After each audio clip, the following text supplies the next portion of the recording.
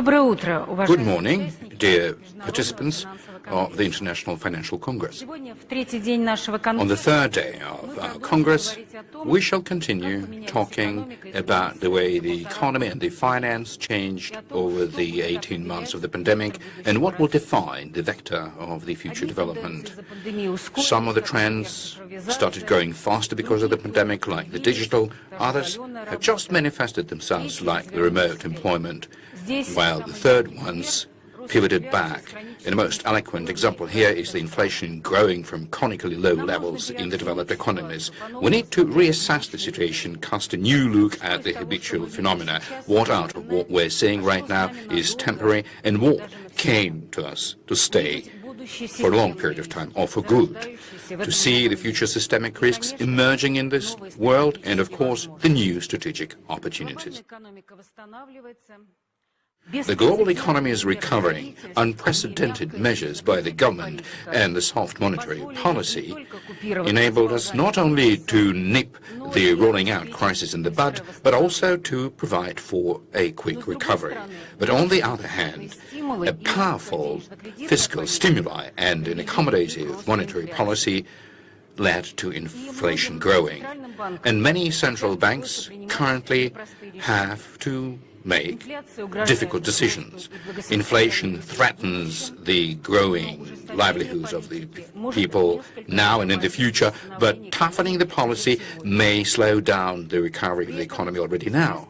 At the same time, the spike of inflation has different causes in different countries. In some, it can be considered a short-lived effect that one could simply wait out, while in other countries, like, for example, in this country, the inflationary expectations have grown, and the lack of a response on the part of the central bank will definitely lead to the inflation spiral gearing up, while the effect of the soft policy upon growth has practically been exhausted. So the concern over the inflation is made stronger by the concern over a much quicker toughening of the global finance.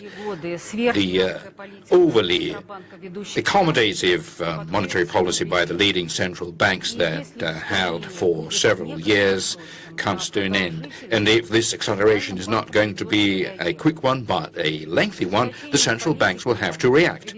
Toughening such a policy will lead to the capital flowing out of the emerging markets, and the growing volatility will definitely impact the economy.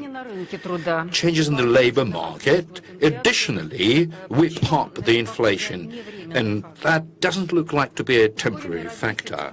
The faster development of the digital services and the remote work and online commerce, it all led to the demand for some of the occupations growing while declining for others. And that is why the unemployment that grew during the crisis may be of a structural nature. The deficit of labor in some sectors may be accompanied by a high level of unemployment in others. And even against the unemployment level being close to the pre-pandemic ones, that may bring about an inflationary pressure. What could this mean for our monetary policy?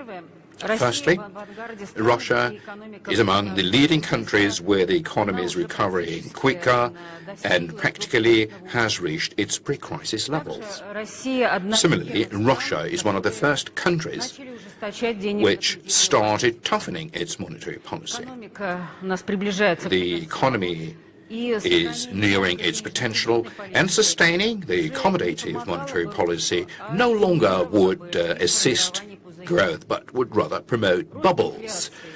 The growth of inflation globally, as well as brought about by domestic factors, which sometimes are quite stable, requires on our part to be firm in bringing inflation back to the target. Secondly, in as far as the Russian economy was able to recover quickly, is the contribution from the monetary policy, and it is not as much about and only reducing the key rate in the spring of last year. More importantly, it's the result of the inflationary targeting over the past few years. We've been able to pursue the counter-cyclical monetary policy and during the crisis help the economy rather than fight against the steep inflationary risk as the case had been before, because we were able to maintain inflation close to the target over a long period of time, which creates an additional confidence in the correctness of our pursuit, and that the toolkit we have in our policies enables us to achieve the desired outcome in different circumstances. Thirdly, changes in the economy, in the expectations amongst the households and businesses may require all kinds of central banks' policy to be adjusted, including the monetary one. Most of the central banks, and in the first place those who pursue the inflationary targeting policy, because of that, conduct every now and then an in-depth review of their targets and instruments, something that usually is being described as monetary policy review, or a review of a monetary lending policy, as literally sounding in the Russian. This year, we also plan to follow this procedure. Targeting inflation for 5 years, and over this period of time we've held inflation close to the target for quite a while. Amongst the household and the businesses, they have grown in the better awareness of how that works. The inflationary expectations amongst the market professionals are anchored for a long-term outlook, and what's important, it is reflected in the long-term rates. Some of the policy parameters were related to the fact that we've introduced inflation targeting during the period of disinflation, when we ran the policy of disinflation, lowering it down from high levels. For example, we've defined our target as a very much pointed one, so as to anchor to it the inflationary expectations. We refrain from setting a range so that the inflationary expectation wouldn't hold stock still at its upper boundary. The size of this goal corresponds to the market development level, but it has changed somewhat over this period of time. Then the operating procedures that we selected also complied with the market structure, and so one needs to understand whether the structure has changed in such a way that it would require certain changes in our procedures and policies. So these and certain other issues are what we would like to assess as part of our review.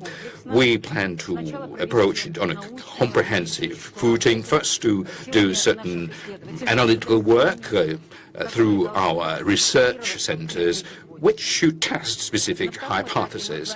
During the second phase, we plan to engage in a consultations with the public, with the household, financial companies, independent analysts. Now, about the economic changes in a broader context.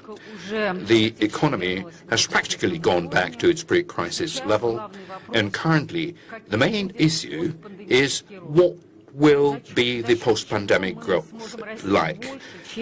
What will help us to grow more than 1.5% per annum, because that was the way we assessed our potential growth rate before the pandemic. In our mind, the monetary policy and bringing inflation back to the target will correspond to our long-term development goals. Yes, indeed, the monetary policy doesn't affect the economic potential, but it creates the conditions for investments which would improve the labor productivity and shift the resources into the sectors which hold the key to the future. The most important result of the inflation targeting policy is that we've been able to achieve the reduction of the so-called inflationary premium and, respectively, the level of the long-term interest rates, expanding the availability of the long-term funding, because it is specifically the moderate level of long-term rates rather than our key rate as such do play the most important role in the businesses making their investment plans for the future. It is very important not to let the change impulse pass by, to support digitalization and along with it the improvements in labor productivity and reducing the businesses' expenditures. The government launched major infrastructural projects which should create new opportunities for businesses so as to truly make the truly effective projects come true. And that is important for the energy transition, which invariably will be taking place, and it will require major investments as well as the development of the new, greener, more expansive technology. And the measures of regulation applied by different countries, including in the area of taxation, will affect the cost of the Russian exports. The global transition towards the green economy may reduce the export potential for some of the Russian operators, but improve the potential for the others. And here it is not less important not to let the moment pass by when one could redirect the economy as well as redirect the resources of the financial sector. Apart from the challenges to our new future growth, we should be particularly cognizant of the risks to the financial stability which have strengthened during the pandemic. We are aware that many companies and countries have accumulated enormous debts. It was not difficult to service them against the low rates, but the growing rates may change the situation. Principally, some of the countries and the global economy generally may encounter new financial problems and a wave on insolvencies and higher volatility. We are not able to control these processes, but we may minimize the consequences for the Russian economy to reduce its vulnerability in the face of the new possible global cataclysms. And so the first and most important thing here is not to accumulate internal domestic disbalances and prevent bubbles from emerging. In the banking sector, we are particularly attentive of the consumer lending and mortgage. The mortgage growth, we see based on the results of the year, may exceed 20%. The accommodative monetary policy and various exemptions mortgage offering by the Russian government have overheated this market. To maintain high standards of mortgage lending, as of August 1st, we are raising the markups for mortgage loans with the original contribution from 15 to 20%, raising them to the pre-COVID level. So the danger of the consumer lending overheating is quite real. This year, we see that growth may reach 20%, while household incomes are not recovering so quickly.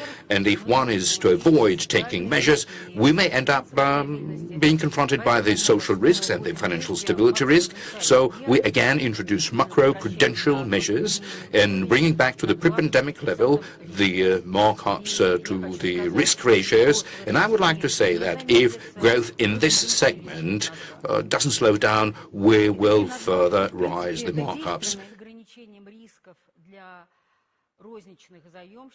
Another limitation in as far as the retail borrowers are concerned, how one should regulate lending using floating rates, whereas in the corporate lending a floating rate is a normal instrument. For a consumer lending, that could be a risky path.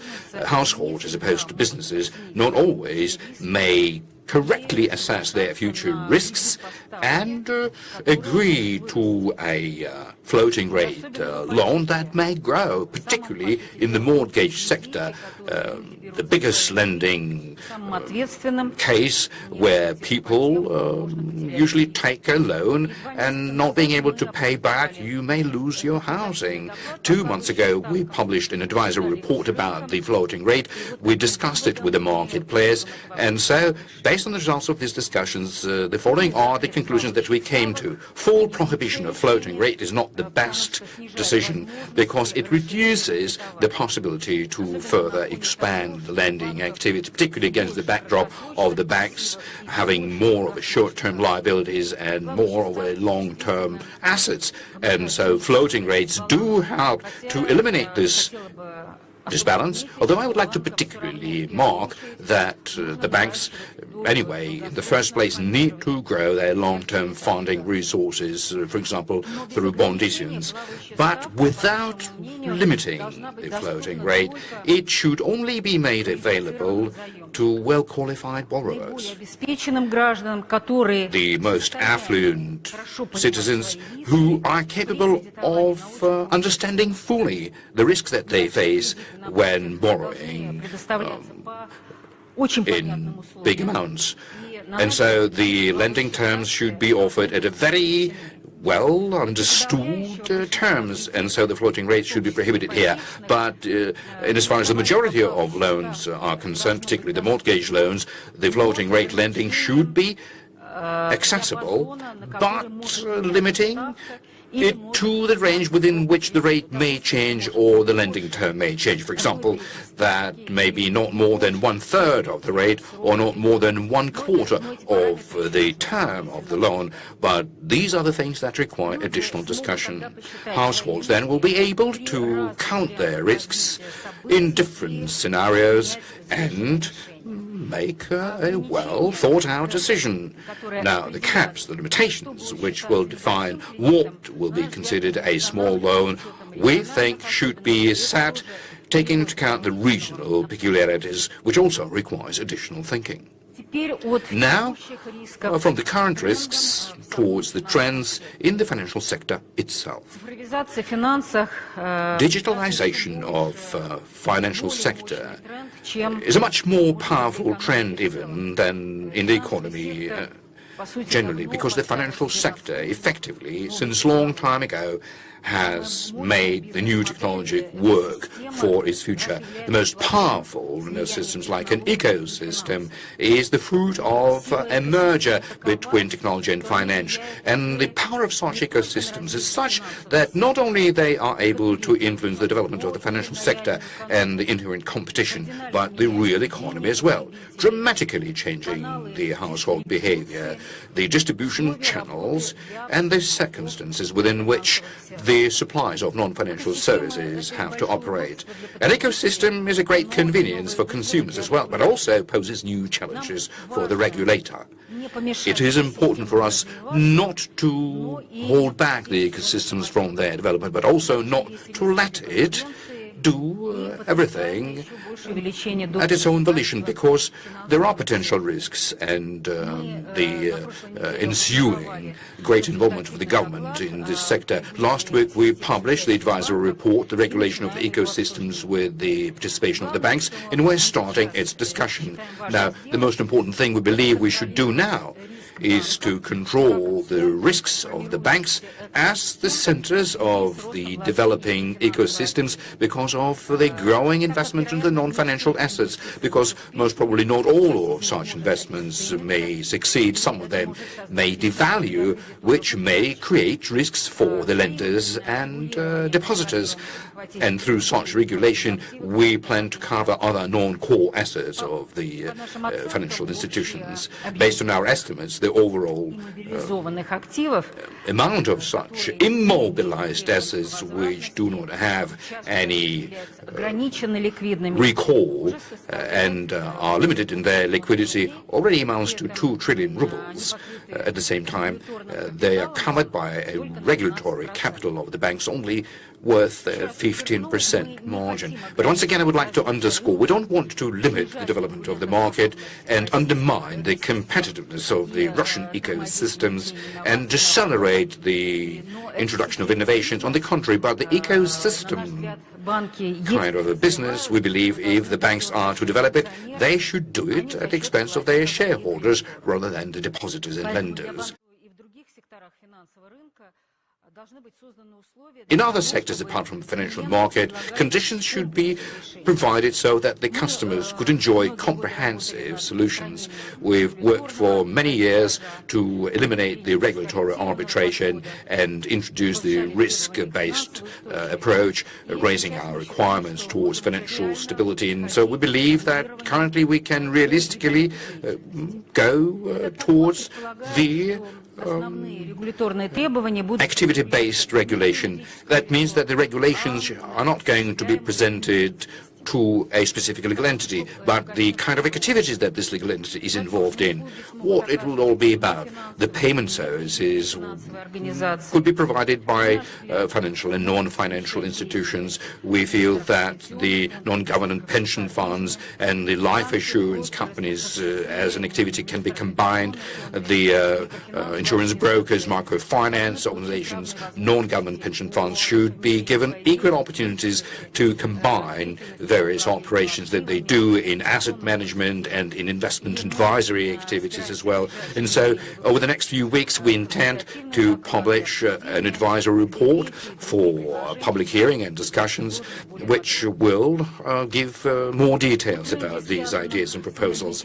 Now, in as far as the energy transition trend is concerned, the green economy and the green finance is something that I have already mentioned. That will require the financial sector to change its approaches. And the last trend in the financial market that I'm going to mention today, the one that requires our regulatory response, is changing the consumer behaviors, the consumers of financial services. During the pandemic, households started more actively saving and investing their savings into the market instruments, stocks and bonds rather than deposits, which is good for the development of the national stock market and to provide sufficient finance for the investment projects and to develop the sources of long-term funding. But one should also provide for the security and safety of the people in the stock market, so that the risks that they take could be adequate in terms of their knowledge and their needs. Unfortunately, financial players, regrettably, on a regular basis abuse such trust from consumers, and that is why we continuously have to toughen the requirements we place upon the products, upon the marketing practices. The market is upset about our policies, believing that we block, similarly, the introduction of good products and bad products. We're neither happy ourselves because of having to toughen our stance every time, because we simply, slap the tails. Only during the last session of the Russian parliament, 12 acts were brought into effect related to the protection of the rights of the consumers of financial services. This is abnormal that we currently don't have any other way, but rather increase the controlling authority. And because our hopes for self-regulation are not strong, we believe it is proper to move towards a more systemic work to be done to reduce the risks for households and consumers. As they say, we would like to agree with the marketplace upon the basic principles, and the first of them, managing the product life cycle, the product life cycle governance. This is the topic that we discussed at this Congress yesterday, and we're preparing an advisory report which will be published to later be debated with the financial community. And so the idea of such a product life cycle governance is about, before the company launching a new product or a service into the market, it should define its target audience, the needs of such a target audience, the customer risks, and test a product before it launches it. The second approach is assessing the consumer value of a financial product. In our mind, a good quality financial product is the one which corresponds to a common sense expectations on the part of a consumer. And I do believe that such an approach will be conducive to a healthy competition in the market. Unfortunately, not all the financial products which are represented in the market right now do conform to the consumer value principle. By way of examples, let's look at the recent shareholders insurance. Based on the data for 2020, the level of the correlation between the payment and the premium accrued within certain insurance instruments is critically low. The health and life insurance for mortgage borrowers, 10%. For those who took an auto loan or a consumer loan, not more than 5%. Extremely low is the level of payments that we observe in the coverages offered for the banking card and for 1% respectively. We've taken a look at the examples from other countries. The level of payments there is multiply high. And so the question comes, what do we need such insurance coverages for? Why do people have to pay for them? Of course, we understand that the level of payouts is not the only criteria for assessing the consumer value, but nevertheless, this is the indicator of something not being right. So what are we going to do? To begin with, we would like to strengthen the requirements placed upon the information disclosure with respect to the policy coverages. It's about the terms of payment, and as far as the hybrid deposits are concerned, the structure of the projects, the income and yield generation products. In our regulation, we will set the targets. First of all, the direct correlation between the conditions as well as the expectations of the consumers in insurance payments is making sure that the insurance case directly corresponds to the life predicaments that people encounter. Secondly, we're not allowing to have an excessive complexity in documentation work. Thirdly, payment of an insurance coverage must be simple and convenient. We count upon the financial sector itself developing long-term, trust-based relationship with consumers, and in reality will be customer-centric, because the financial market in the first place is based upon trust. And actually we do see the way the trust between the banks and the customers helps both people and economic agents during the pandemic. And in conclusion, I would like to say that the pandemic has demonstrated that the financial sector is a good one, because large-scale restructuring, expanding the lending opportunities, the availability of financial services, amongst others, to the small and medium-sized businesses.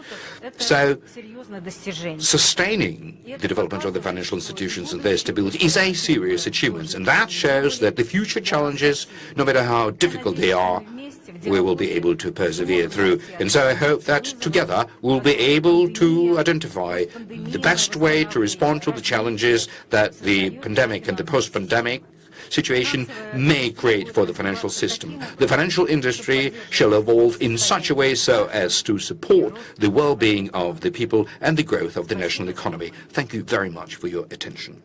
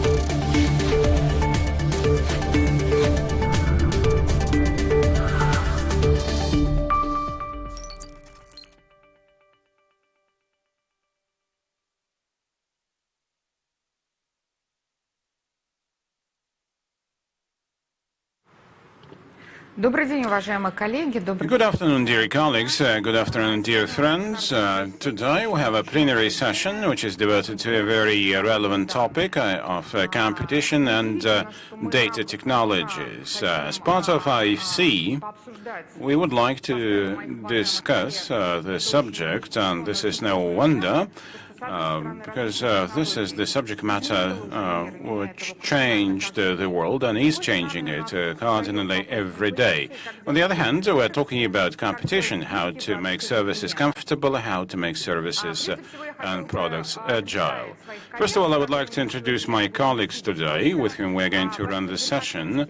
Vladimir Verkhoshinsky, CEO and First Deputy Chair of the Board of Alpha Bank, Alexander Vidakhin, First Deputy Chair of Sberbank, Ilya Sachkov, General Director of IB Group, and Amit Malik, Global Open Banking and API Lead of Accenture. I welcome all of you here, and my first question is to Alexander Vidakhin. The Bank of Russia quite recently published a report on ecosystems, and we have seen quite an active reaction of the market to that report, because, of course, in terms of ecosystems, we would like, as the regulator, to see it's quite proactive development, and we need to have many of those ecosystems. But also we have a question how to ensure a competition between ecosystems. Sasha, what do you think? Can we build such a market, an economic market, when an ecosystem and competition would complement each other, but rather complement each other than compete and oppose each other? Well, it's a good question, a question which consists of two parts. Whether I believe in it, yes, I do. Whether second part is whether we need to do that. Yes, we need to agree how to do that. And here we have some minor nuances that we need to talk about. First of all, we do support competition and a level playing field for all. I do not fully understand why these rules are planned to capture only banks, but not our partners who are non-banks. Evidently, this regulation, are still planned to be covered, but we have a unique situation in this country. And Amit probably would provide some comments on that. We are the only country where ecosystems kind of like emerged on the basis of banks, because banks were the most tech-savvy. Thanks to the effort of the regulator and the bankers themselves, this is a competitive advantage, of course, but this is also kind of like a risk. When you're saying that regulation should be universal for all market players, but we do see that banks were the first to go into ecosystems. And I would appreciate some comments from Vladimir, how banks are going to behave themselves there. But how do we support competition in ecosystems? Because one or two ecosystems would not be about competition. What other banks have to do? They need to compete. But how? How openly, I would think. I think that one of the conditions of open and fair competition would be open and fair rules for all. And we actually urge you to have such universal rules. That's actually the approach which was pursued by the Bank of Russia. The regulatory requirements would be universal and uniform for all the participants in the financial market, yes.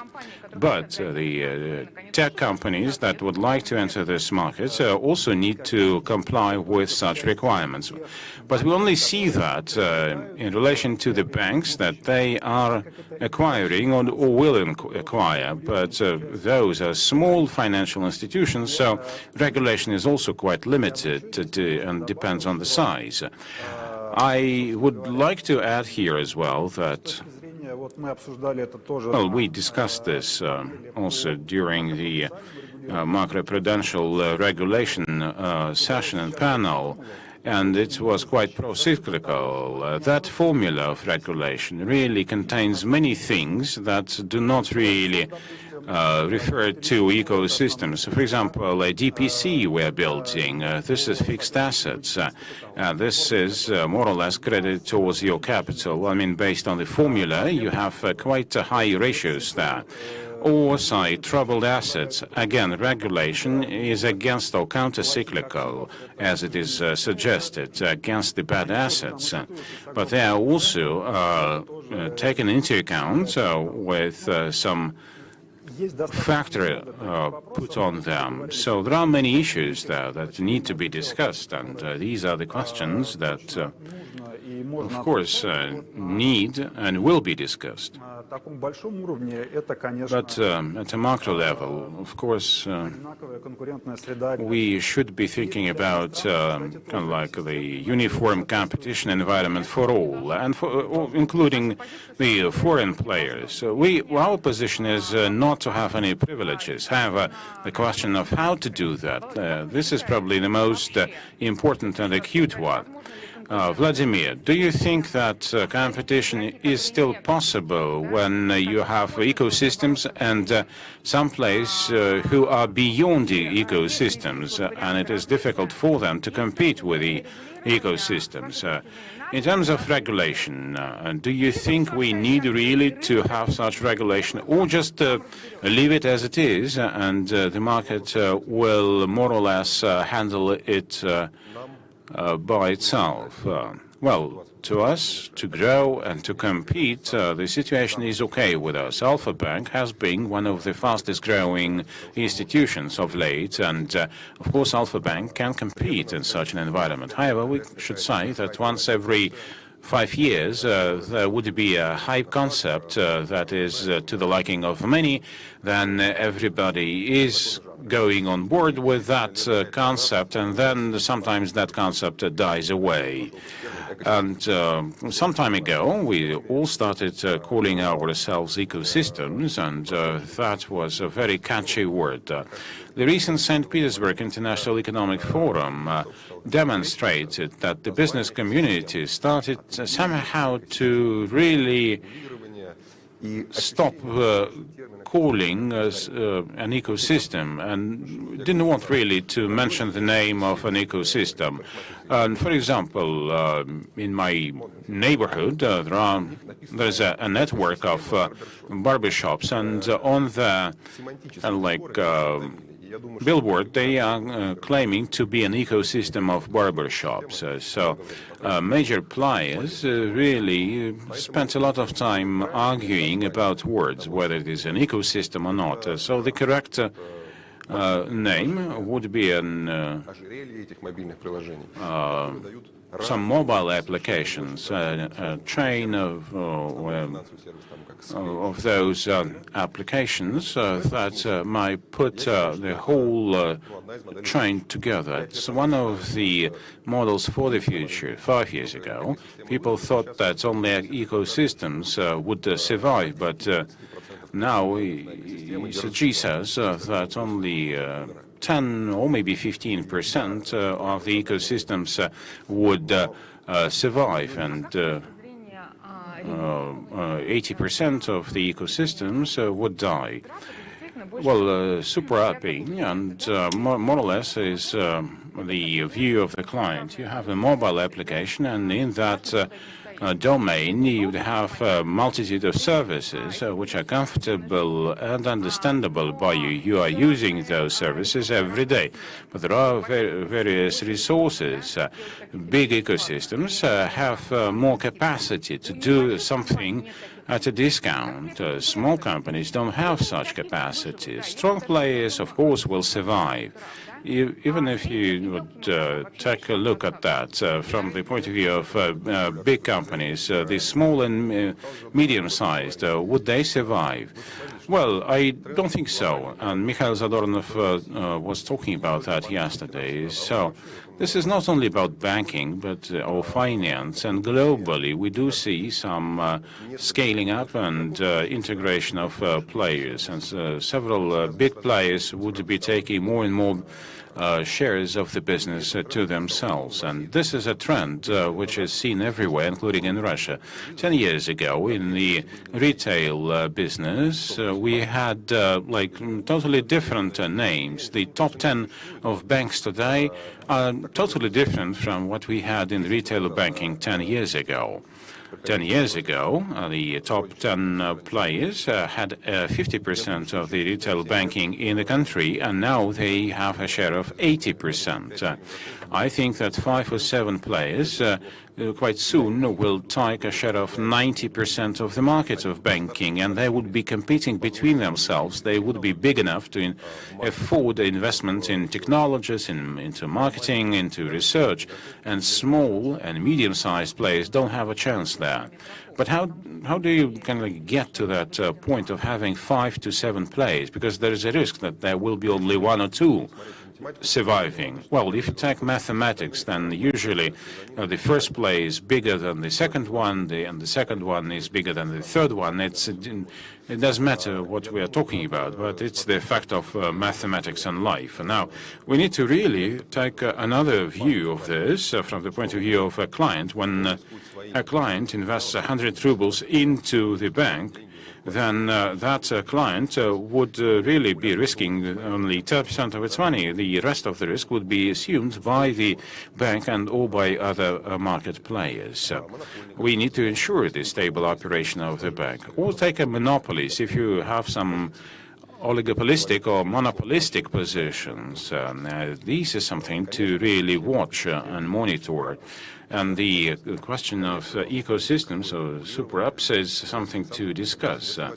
And I agree with the Bank of Russia that there must be regulation, but I do agree with Alexander that we need to discuss what that regulation is going to be.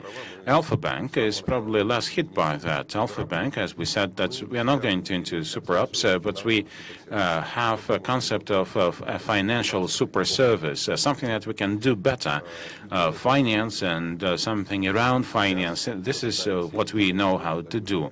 Now that people are trying to get information as fast as possible and to exchange such information, such client approach is very important. So a financial super service in Alpha Bank is something that we are going to compete with and use in our competition with the super apps. And so meaning that more or less you exclude any partnership with the other financial players. So you think that because of your super financial services and great client management, you would be able to take a niche in the market. Well, quite the opposite. An ecosystem is actually sucking everything inside itself.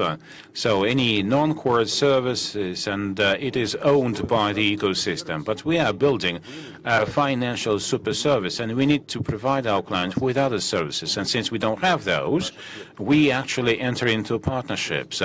Our response to the systemic players is partnership. So Sberbank has its own content and streaming media and business, etc.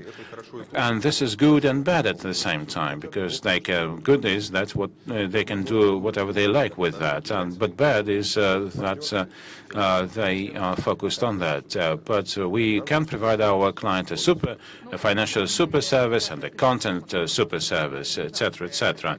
So it's a different view of the same picture, I would say. Yes, you are not investing into your own assets. You don't own those assets. You are building a new ecosystem. Well, nobody owns anybody, and partnerships, they can be signed on, or they can be dismantled. It's an open and a closed system, if you like. Olga is saying that you are also subject to that regulation. Well, I mean, no. If we don't own anything, if you follow the recommendations for regulation, word by word. I think we would come to a point when the conditions would be totally equal. My question is to Amit, actually. We do have the Russian view of the situation, and we understand the peculiarities of the Russian financial market. But Amit, based on your experience, because you are with Accenture, and how do you see the situation in Europe and in the US, this ecosystem and the competition between ecosystems? And my second question is about how financial players in Europe in the European competition context are trying to build their strategies and to win, or at least not to lag too much behind from the leading tech companies. Thank you. So I think a lot of it goes back into what is the motivation for introducing open banking in a given country or a jurisdiction. Some regulators go in for using open banking to increase competition, like what has happened in UK and Europe, which I believe is the case for Russia. Some regulators go in for increased innovation. Some regulators go for financial inclusion. This is the case for open banking in developing economies like Mexico or Brazil. And there are some regulators who go in for fair data exchange, which is the case for open banking in places like Australia. So I think if you start looking at the motivation, then that gives you an idea of what is the end game for open banking. What we have seen in Europe is something very, very interesting. That there are certain things which the European regulator and both the UK regulator have done really well to increase the level of competition within the ecosystem. So for example, not only have they set standards, but they have also introduced industry infrastructure. So for example, things like an open banking directory, things like a dispute management system, things like open banking, third-party accreditation process, etc. So my view is that we can introduce a level of regulation and control into the ecosystem. And this will introduce fairness also, because this will control who has access to the banking data and who cannot. So for example, in Europe, we see that there is still a very, very reasonably stringent process for third parties to get accredited and get a license for accessing the banking ecosystem. So I think that will address some of the challenges which our colleagues here in the panel highlighted, that ecosystem players shouldn't get free access to banking data. And that is what we are seeing. But bear in mind the other factor, that the entire end game here is for open data exchange across banking or financial and non-financial industries. There has to be a starting point.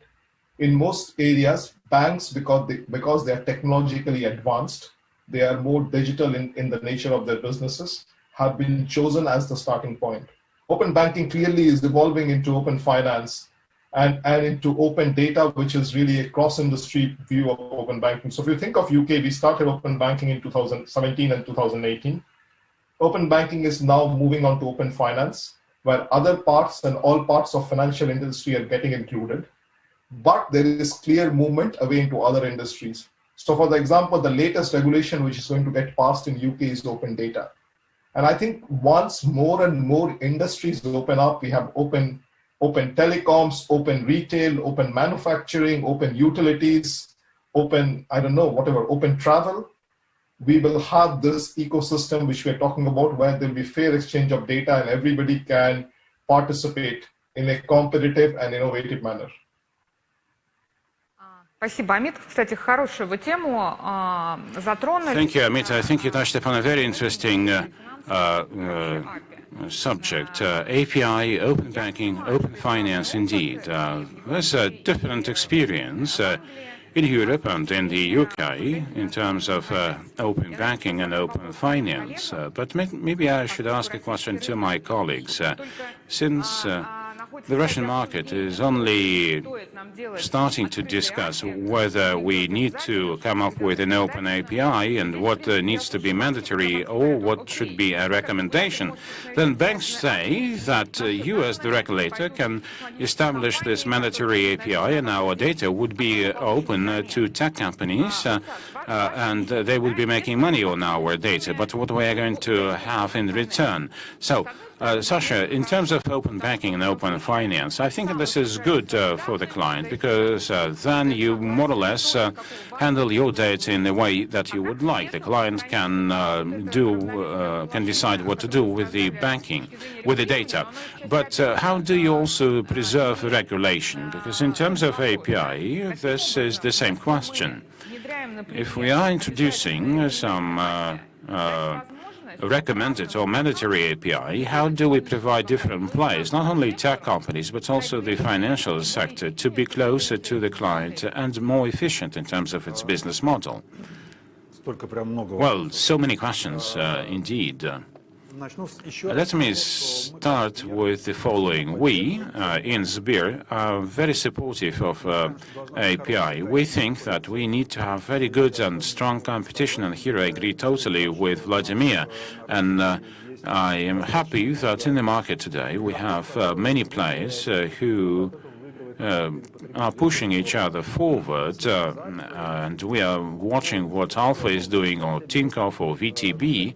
So all our partners and members of our club, and they are probably watching us as well. And this is good because the clients would benefit in the end of the day from that. Open banking and open API are things that are indeed needed, because then the client would have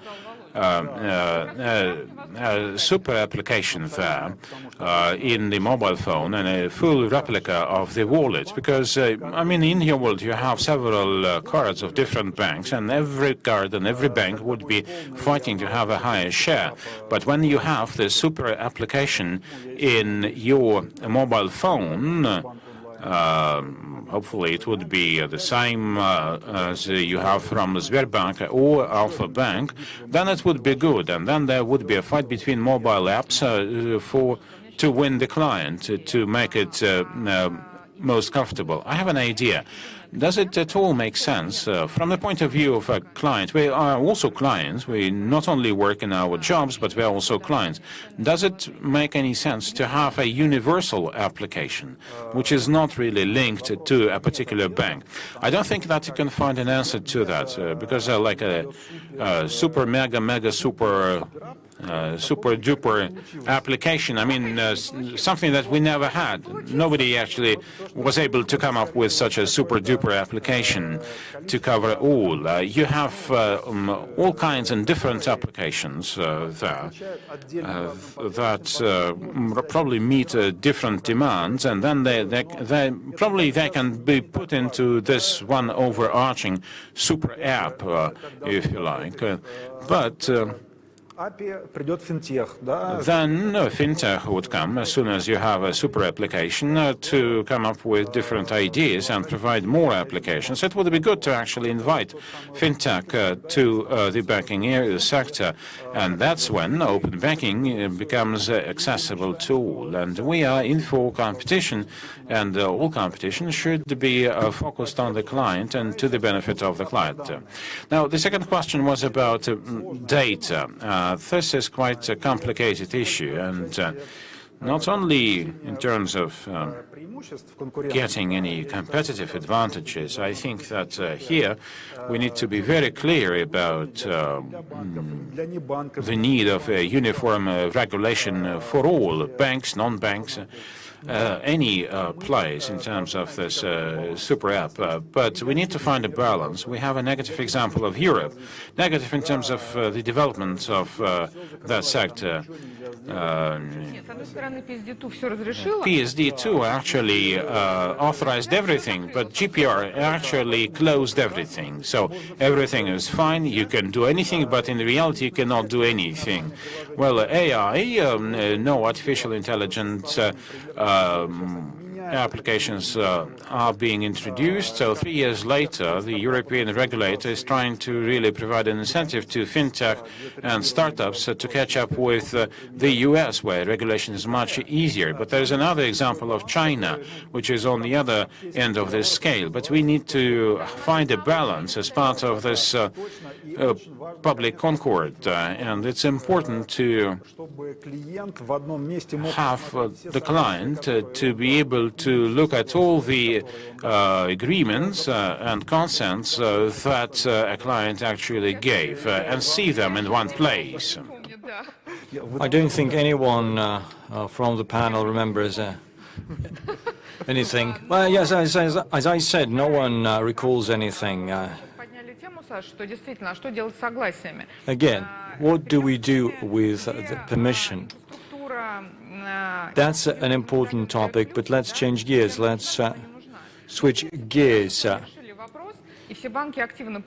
All the banks now use the digital profile, the so-called digital profile for data. And that project was very successful, and we did the special directory where you can change, modify your permission. But maybe we, together with the market, will sit down and think of this registry of commercial permission. I mean, no one can remember that. Does it make sense to you, Vladimir? That's just an idea I got right now.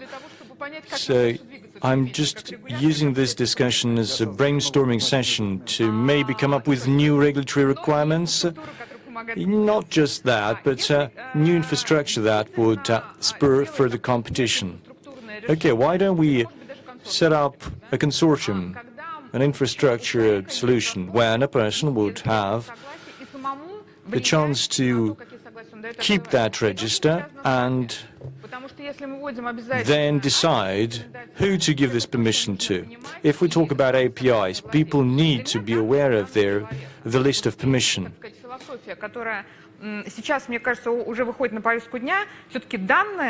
The data, it's not the data of the company, regardless of whether it's operator or a bank. These are my data. I want to be able to control them. Well, I don't believe there is demand for it. I wouldn't overdo it. You know, maybe 95% of our people don't really need to know who they give permission to. But maybe we'll reach that stage in a couple of years. If we are to go towards open banking, open API, yes, definitely. Data management rules need to be part of it to avoid any fraud.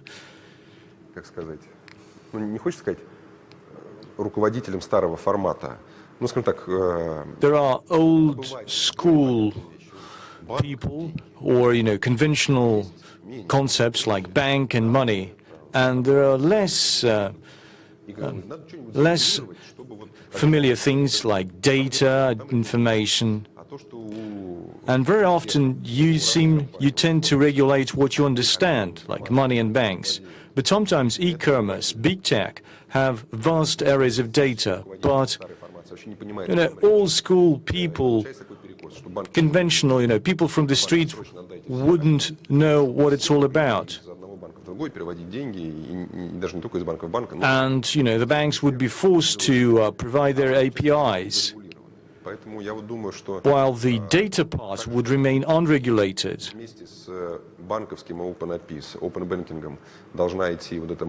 So we need to have this permission engine, permission management engine. So why can't we have open API for non-banks? Well, it has to apply to everyone. We'll be there in 10 years. I mean, why don't we push telecoms or e-commerce to use APIs? Yes, given the permission of the customer. Why don't we push the search engines to open APIs? Well, that's called regulatory arbitrage or tech arbitrage. It's just not many people are aware of this. So, just like with open banking, there needs to be open everything. Well, there's a new concept, and I've been following some international headlines. Everyone realizes that open banking, this is something that belongs to the past already. So open data, that's a new concept, regardless of who's the source of the data is. Well, I would argue with you, thinking about it in the next 2 or 3 years, that will be too late. Talking of API and permission management, I think we are actually lagging behind. On the one hand, our financial market is super tech, and we've, as a regulator, have contributed to that. But again, it's not just the financial market participants that are on the radar, but it's also the business community and the consumers.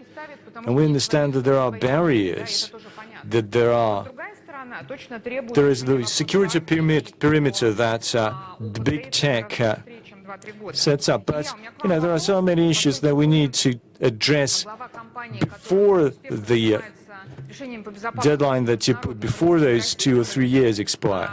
So I've got a question to Mr. Tachkov.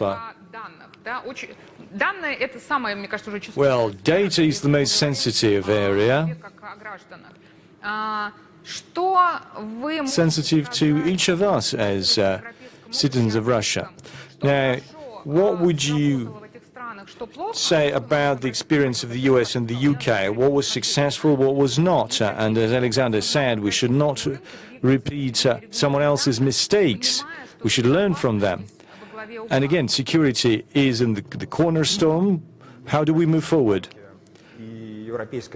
European banks and the European Commission initially didn't really think it was all about security. The GDPR story seemed quite logical and natural.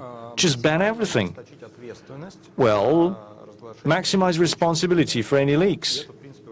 And that seems natural to everyone.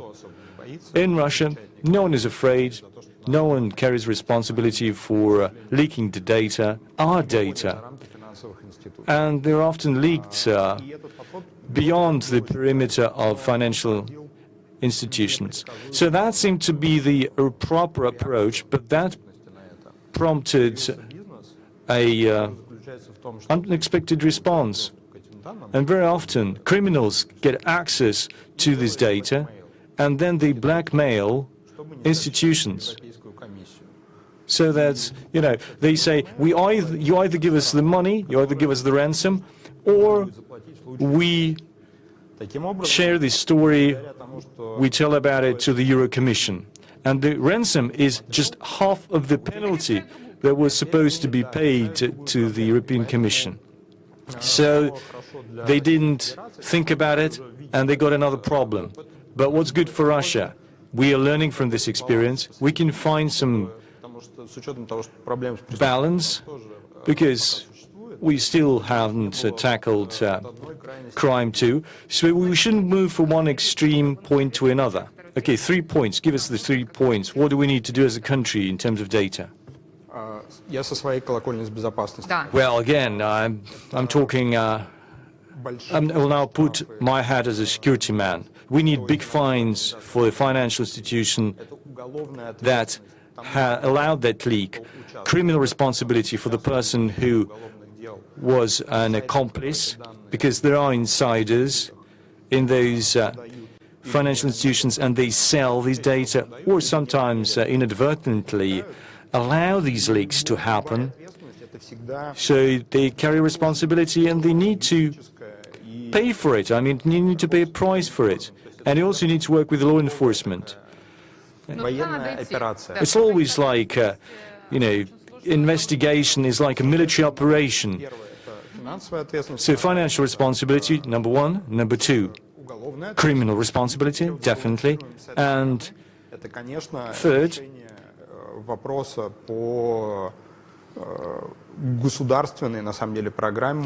we need a state program of zero tolerance to cybercrimes. Unfortunately, And particularly in the banking sector, they felt the pinch since 2011. This issue has not been addressed. But if we ramp up the fines and criminal responsibility, but if we don't increase punishment, we'll follow in the footsteps of Europe. So financial responsibility, criminal responsibility, and zero tolerance. Just strengthening 100 times focus on cybercrime. So what about this registry of permission, registry of consents for financial operations? Does it make sense? I agree with Vladimir. Most of our people don't really need it. Most of the folks out there don't need it. I don't know why you need it. So you don't really need to know who you give permission to.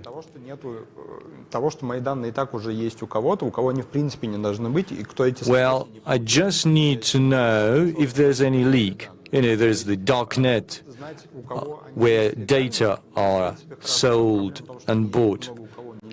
Well, it's fine if companies have the legal right to keep the data, but there's a different problem when you have bots on Telegram that sell data. Well, you cannot address these issues with just one solution. Definitely not. Well, sometimes you can actually check whether you gave permission or not. Well, yes, you can do it. Okay, we're now getting some questions from the audience. Will we have foreign ecosystems here in Russia? Will they push or crowd out Russian ones? As Alexander said, we should have a level playing field for ecosystems, regardless of whether they're Russian or foreign. So do you think foreign systems will come to Russia that have the potential to oust Russian ecosystems? I wouldn't raise this question in the future. They are already here. We just have restrictions. Facebook, Google, we don't have Amazon due to certain reasons. But we've got Netflix and some Chinese ecosystems.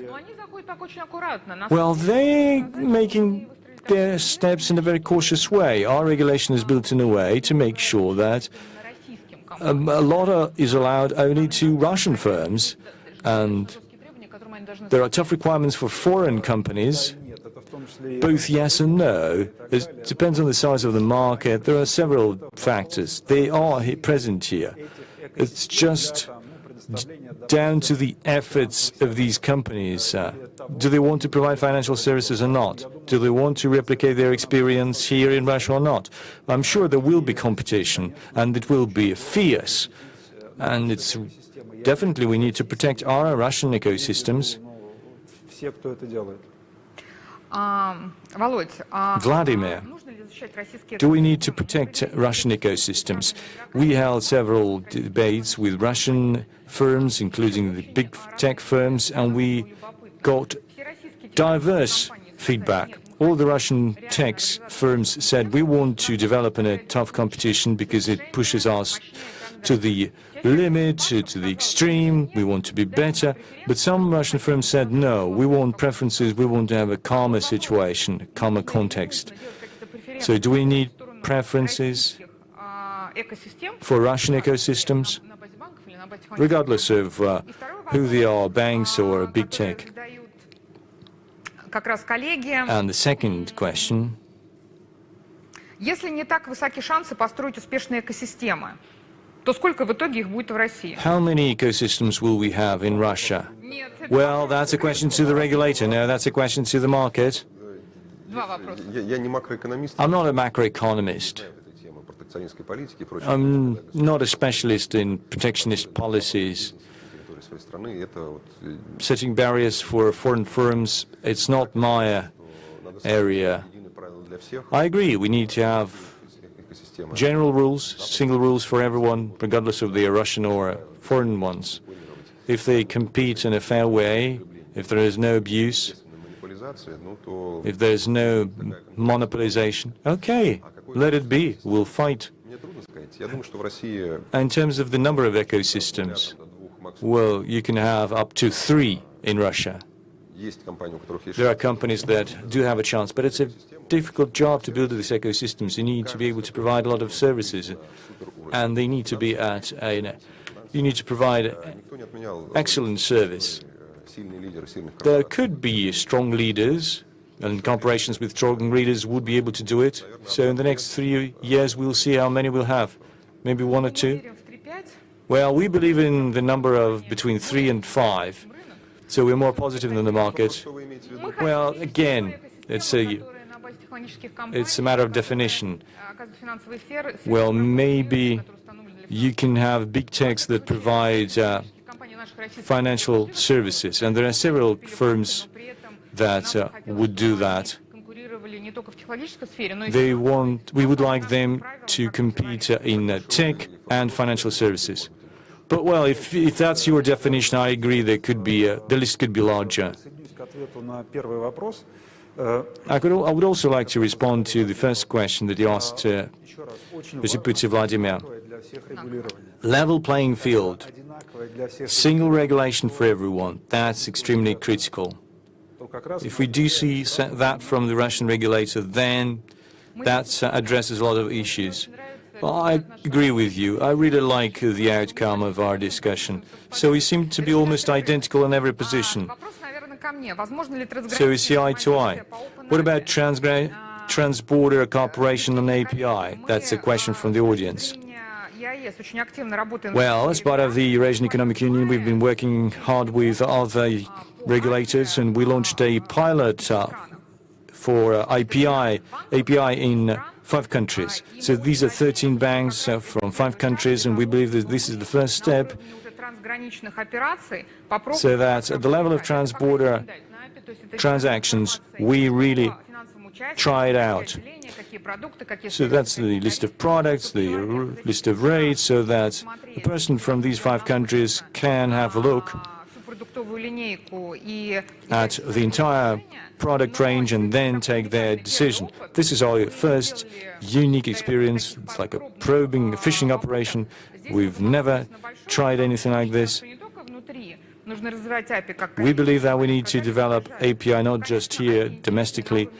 API will be really an appealing tool internationally. And definitely the Eurasian Economic Union is one of the areas we need to try it out, and I encourage everyone to join our initiative. The banks do have some interest in CIS countries. Why don't we work together? So we don't have too much time left. We talked a lot about competition, regulation, ecosystems. I'll have a brief question to all of the participants, all of the panelists. Could you please reply in brief? In terms of infrastructure solutions, we've done quite a lot. So market participants have been growing steadily. We've been assisting them. Also, we have this digital profile infrastructure. We have the biometric system infrastructure, and we have the system of fast payments. And do we need something like a powerful infrastructure, anything new? Or maybe we've done what we could and we can rest on laurels and stay put for some time. The initiatives that have been implemented in the couple of years, they are enormous. The e-government, a lot of initiatives by the central bank, and that enables Russia, to digitize a lot of its services. So fundamentally, we've done quite a lot. And I hope we'll find a balance in relaunching some of the services.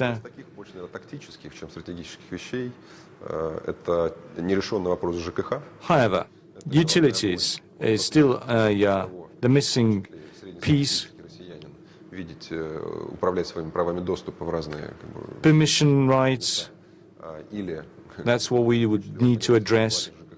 It's like people like to know how much they pay for utility services. That's a socially important initiative, and we have hundreds of thousands of management companies that provide utility services. This is all disaggregated. And we need a state platform, like a nationwide platform. It's not really hard to do it.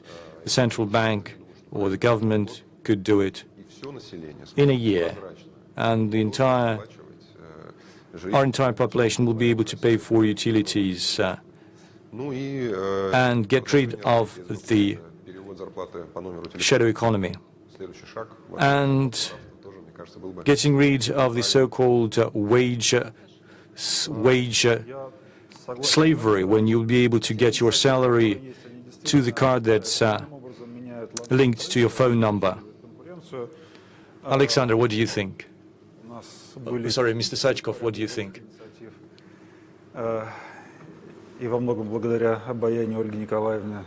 Well, we had a lot of debate with you, Ms. Skorbagatova. Well, yes, we've managed to implement a lot of things, but there's still room for improvement. Well, let's think of how these initiatives will play out. Let's look at what we can do with open APIs.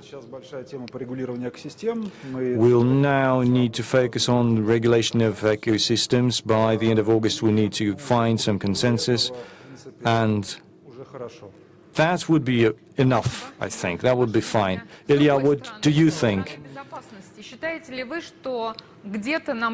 Security-wise, do we need this infrastructure, new infrastructure? I think it could be some anti-fraud with fingerprinting.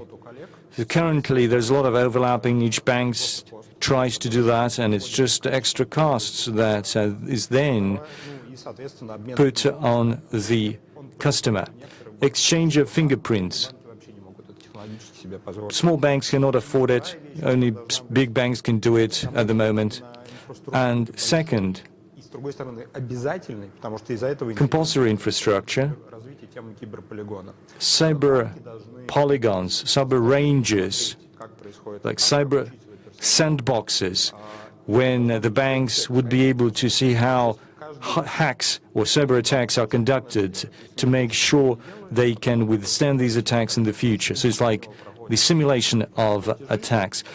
Because all of the banks are in the same boat. They could lose the money, they could lose the money of the customers, they could lose the money of other banks. So we're all in the same boat. It could be a major infrastructure project. The initiative has to come from the regulator. But overall, social engineering, cybercrimes is a very relevant issue.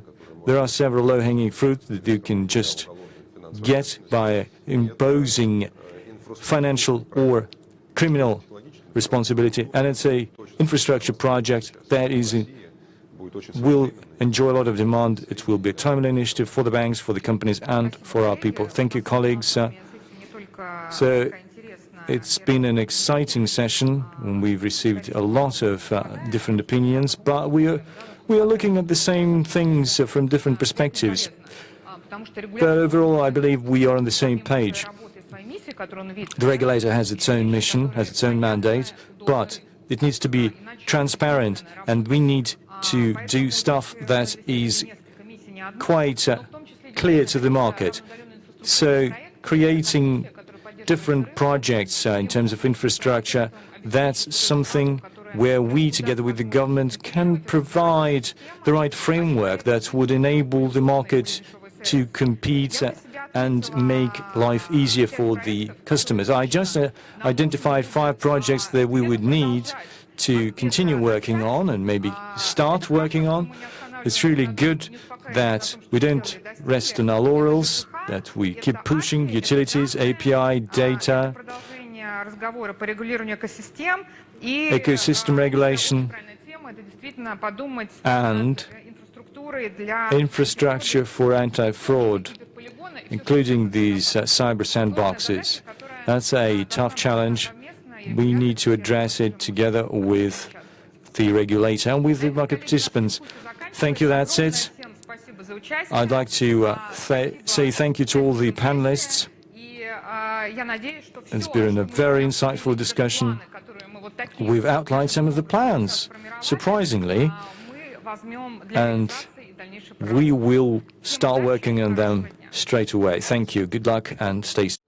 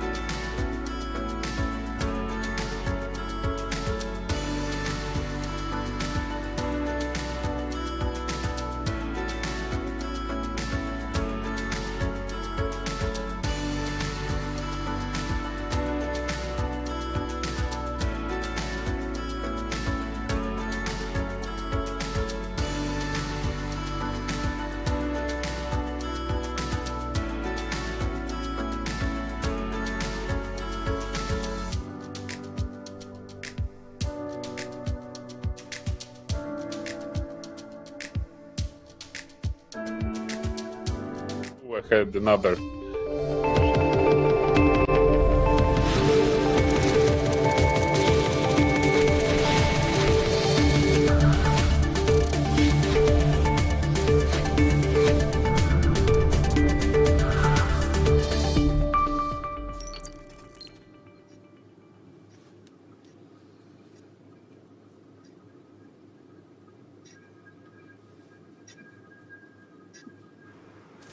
Возможность, не выходя из дома, заказать еду. Well, the ability to order food at home, to invite some handyman to take a mortgage and even to buy an apartment, or cab drivers who actually stay in their cars during their breaks. You can get telemedicine services, you can buy some appliances and inventories for your cottage, you can get financial services in all the banks of the country, you can insure your car at any insurance company without going to the office of that company. Or tax services and arbitrage and tight competition for innovations and talent, both in the financial and non-financial markets. And these are all ecosystems and platforms that transform our life, and this is something that we're going to talk about today. We are at the IFC, organized by the Bank of Russia, and our session is devoted to the ecosystem and the regulatory approaches to them. We have a wonderful panel today who represent different platforms, and we take different views at them. Ruben Enikopolov, Rector of New Economic School, the scientific academic approach, not from the point of business, but rather a bird's eye view of how ecosystems are developing. Boris Dobrodev online with us, CEO of Mail.ru. This is the business approach, not the approach from an ecosystem, but in alliance with the largest Chinese ecosystem. And Boris will be looking at this as a business person. Ioannis Lianos, President of the Hellenic Competition Commission, also online, professor and chair of competitive law and public policies of UCL. And he is unique in terms of presenting the European experience, but he is also in charge of an anti-monopoly body of Greece, which was the first to present such regulation. We are also expecting another guest, and we have the seat here, Deputy Minister for Economic Development who's Vladislav Fedulov from the Ministry of Economic Development of the Russian Federation, who is coming in a moment. So on April 2nd, the Bank of Russia actually issued a report on the issues and regulation of ecosystems. Before August 1, we are still collecting feedback from the market players, and in September we're going to sum it up and present the outcome of our analysis. And our today's panel would be part of that discussion and developments of the approaches and proposals that would lie into the foundation of the future Russian law. My first question goes to Ruben of the New Economic School. Perhaps we are past that point where we debated whether we need that or not, and now all countries actually are concerned with having it in place. But now we need to discuss what we are going to achieve and seek for. And we say that the ideal status of the market is to have several ecosystems, large ones that compete between themselves, and there are niche ecosystems, and so there are other smaller ecosystems that are trying to catch their place in the market. So the purpose is then to avoid monopolies and oligopolies, and what can regulation actually capture, and what do we need to do not to kill the ecosystem? Ruben, of course, we need to understand the economic foundation of the ecosystem, so what they are in theory, that this is a platform, basically a two-sided market where you put together both buyers and sellers, and those who would like to lease out their housing and those who want to take a lease, and that's but anyways, in a market you will always have two sides and two parties, and the most important thing is to match them.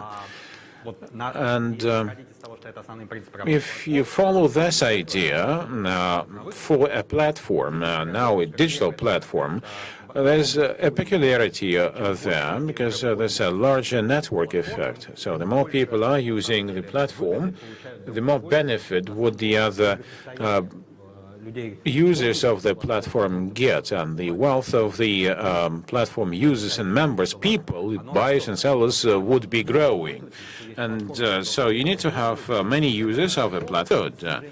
This is not only about reducing costs, which would benefit the producers, like in many traditional sectors and industries, and who were fighting for a monopolistic position there. But now we're talking about the benefit to the people, and the old methods of dividing a market or a company into smaller parts is no longer valid, because the clients are going to suffer from that, and the total wealth would be less. So some methods of antitrust and anti-monopoly regulation, or classical ones, cannot be applied without inflicting some harm. So it is important to remember, when you are creating digital platforms, and the network effect actually more or less produce zero losses and zero costs in creating those. So this is something that makes us think otherwise. When you're kind of like using those catchy words of an ecosystem, but especially when ecosystems cover several markets, when you have the effect of scale as well, so the number of users is complemented with the economy of scale.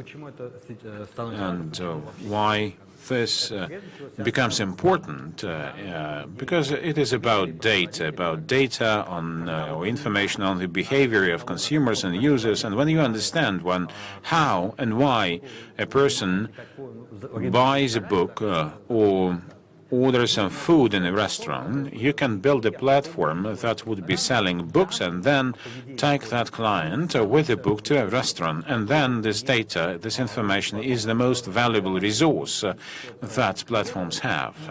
And this is about the clients, the producers, and if you are Alibaba of China, of course, you have plenty of financial opportunities, and the capacity of your sellers, of your shops in Alibaba, are very important to provide a whole gamut of services. So data and data processing algorithms, these are the important things for a platform. And of course, it is also supported by some research. What is also important is to think about regulation. And regulation is about who has the right of ownership, the title of ownership to data, and whether people themselves can have this right to transfer the title or the other right to other platforms. How this is implemented. This is, for example, open banking, which is more or less is evolving in the UK, when a person, a client of a bank, can require in a standard form to get information about his or her transactions and all relevant information, and then pass that full package of information to another bank. This, of course, kind of like strengthen and makes the competition stronger, but it also more or less supports competition on the one hand, but on the other hand, it would not really kill those network effects or effects of scale. And I think that the mainstream discussion about how platforms should be regulated really need to be focused on the way that data are collected and passed on and transferred and also owned. Especially this is true of a new platform entering into a market and trying to win some share there, and to probably squeeze between the other platforms. So initially, this is important. If you take and maybe offer some discounted prices, etc. So in terms of the old anti-monopoly notions and concepts, this is kind of like the dumping, price dumping. But sometimes it may be of predatory nature, but sometimes it is quite beneficial.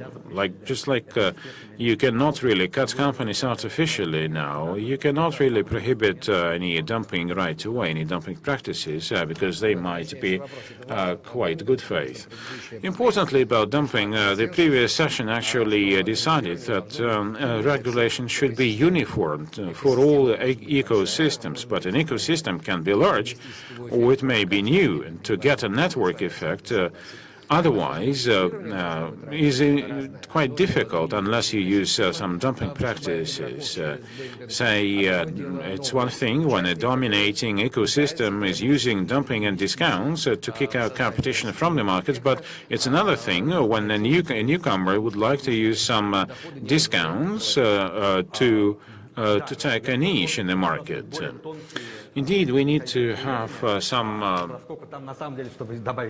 fine-tuned methods of regulation there, because the platform is actually for the two parties to a platform. You can perhaps offer some subsidies and benefits to the one side first and then to the other one, or to both. And, for example, think about your buyers of an online platform.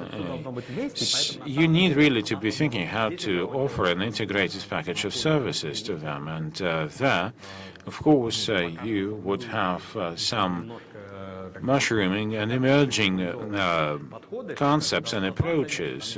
But we also need to be thinking about a formula. Say you have the pricing of the one side and of the other side, and the value of my platform is dynamic. I, as the regulator, would go down with my prices because I need to produce this network dynamic effect, and then I stop doing that. So we are waiting for that. And of course, if you have a critical mass of users and you continue to dump prices, then there's something that is a question to ask. If your win in the competition is your ability to process data and to mine gold from there, then it might be different with the international ecosystems. They have broader access to data. So when regulating ecosystems, do we need to provide preference to local players because their capacity is less than that of the international players?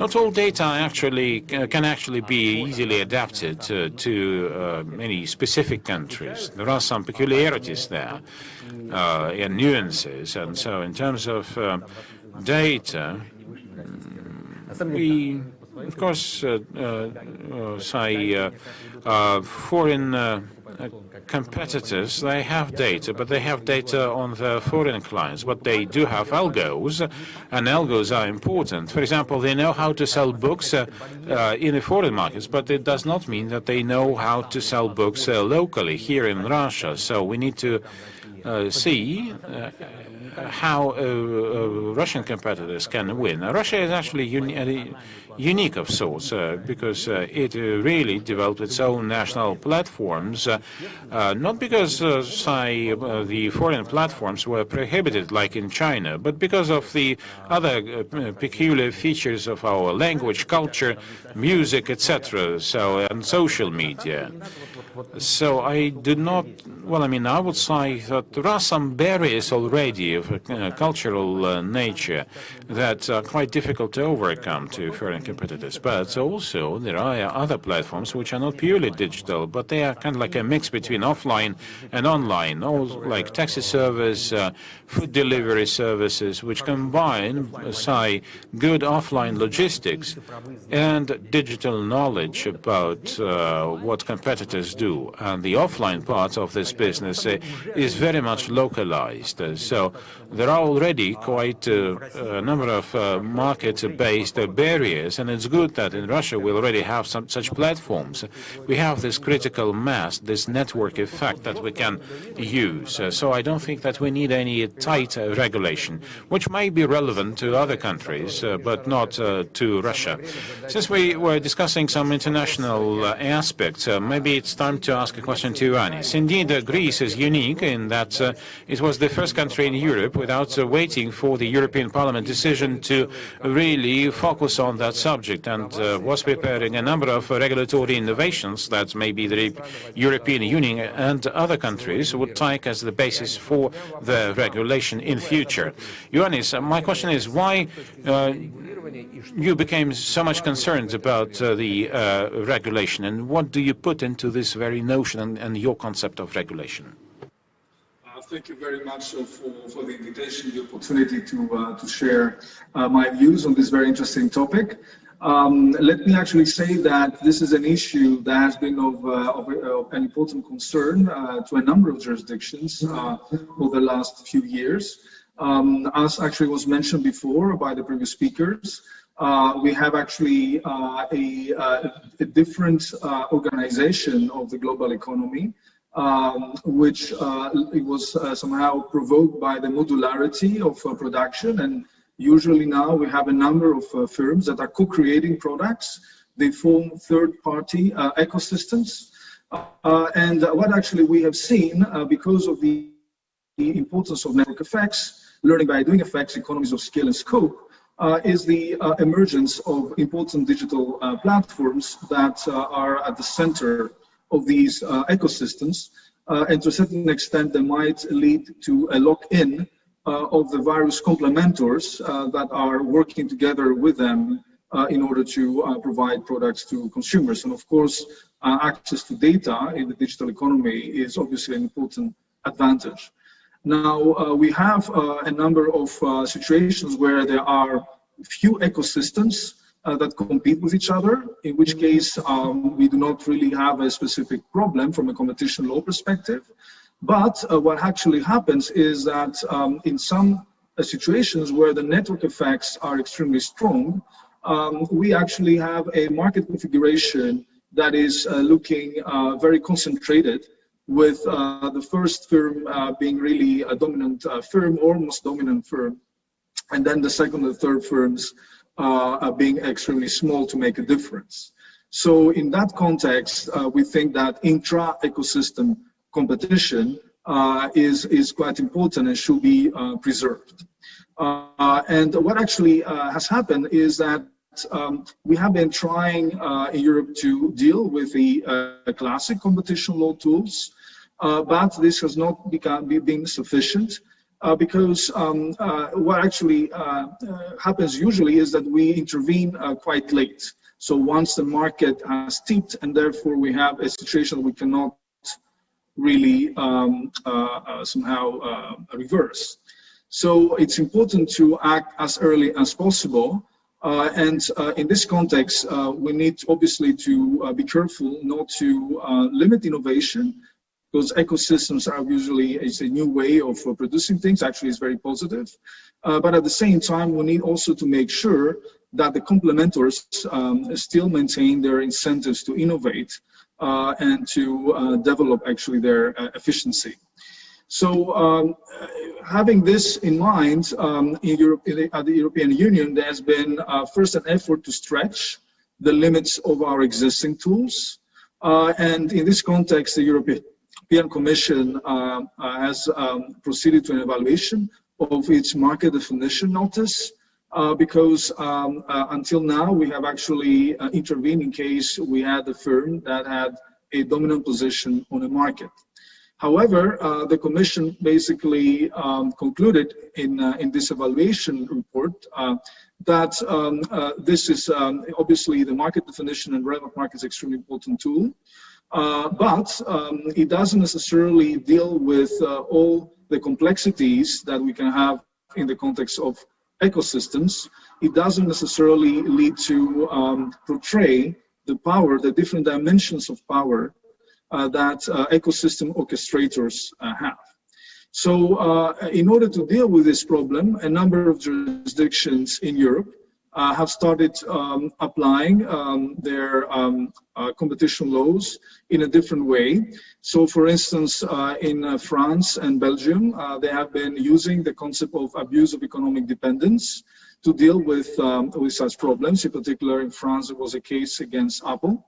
And I would say in Germany, there has been a quite significant effort to revise the law in order somehow to develop a specific provision that will deal with ecosystems, and this is the new Article 19A of the German Competition Act, which, although it doesn't use the concept of ecosystem, because the law has been thought of and somehow was concluded the last couple of years, so the discussion about ecosystems hasn't really progressed as much.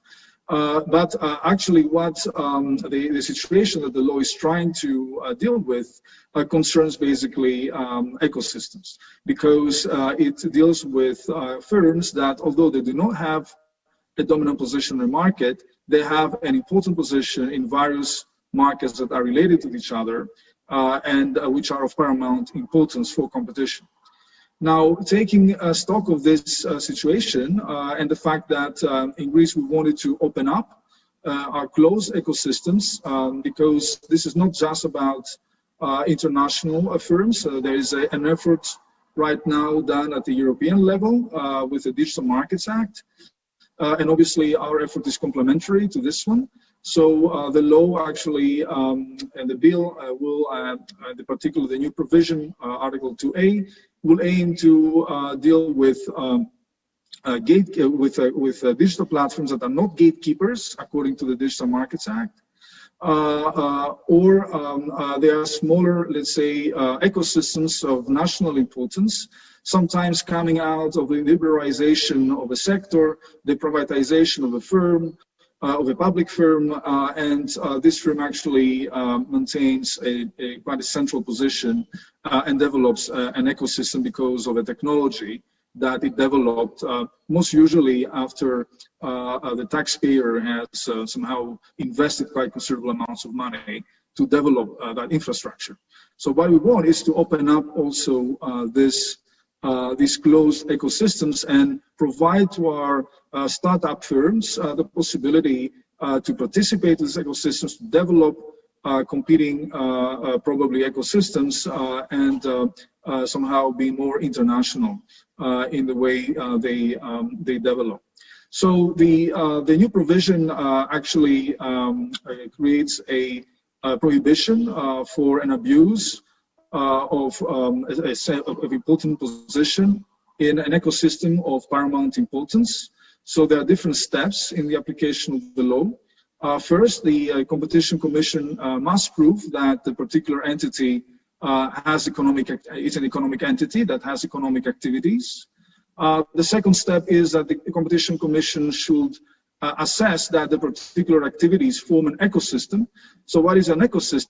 Actually, we define it in the law as a nexus of interconnected and to a great extent interdependent economic activities carried out by different undertakings with the intention of supplying products, services, or a nexus of products and services which impact either on the same users or on different categories of users.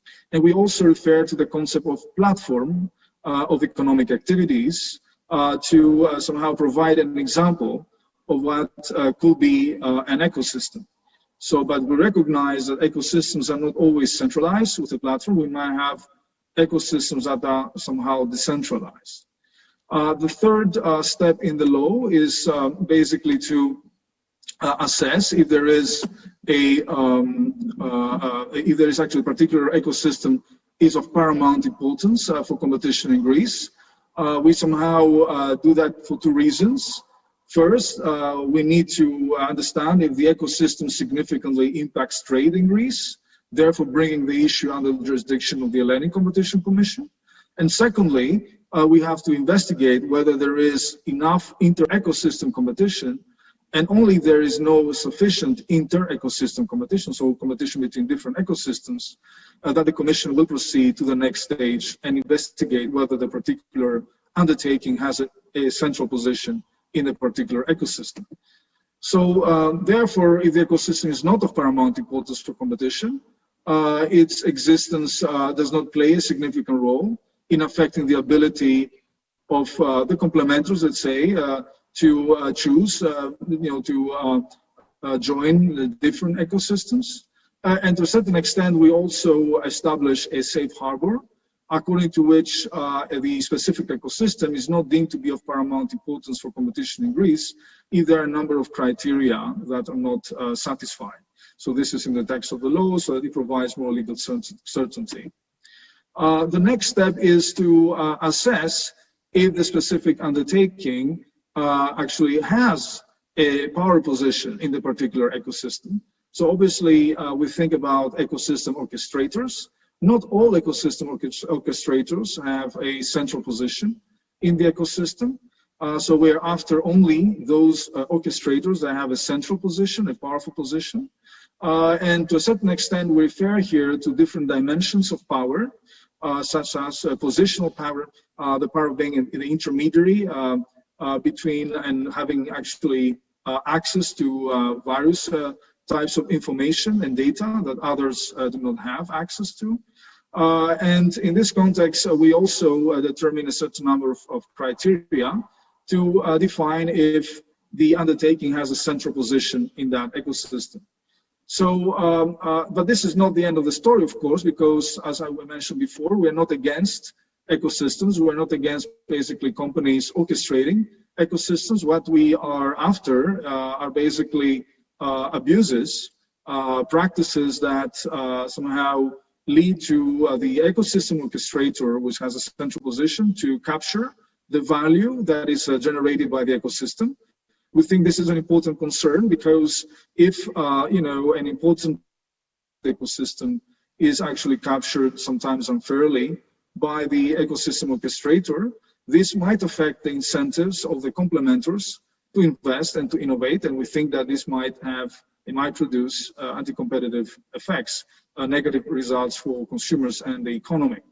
So therefore, we actually have to assess the practices, the conduct of the specific ecosystem, and there, in order to promote legal certainty, we will use the same approaches that we have for the application of our Article 2 in the law, which is basically the equivalent of Article 102 of the Treaty of the Function of the European Union, which is the abuse of a dominant position.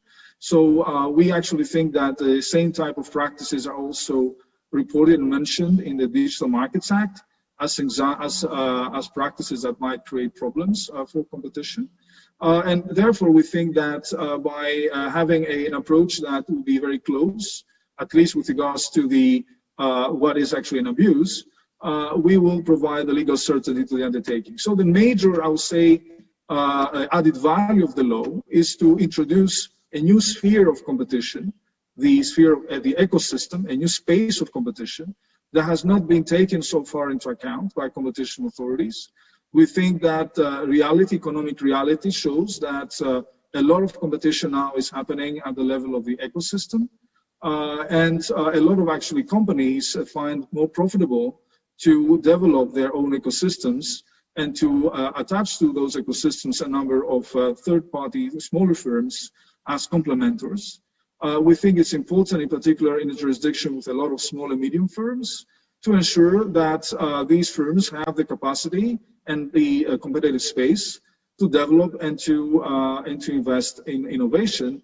And we believe that the new provision will provide them the possibility to somehow bring to the attention of the competition authority instances in which the conduct of the ecosystem orchestrator is unfair and leads to a certain extent to reduce their incentives to innovate.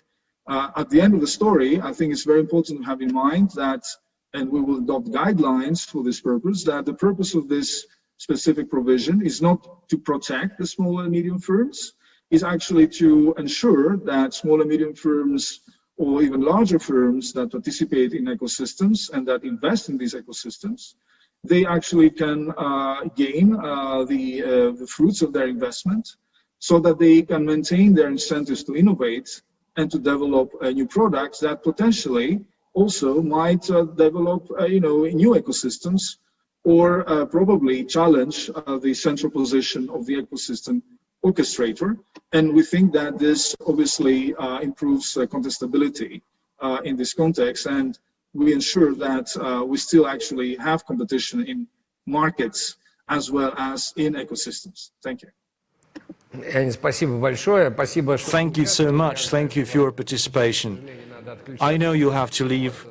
Thank you. Appreciate it. Thank you. Thank you for this very insightful story. So let's ask the business community. What do you think of the context right now?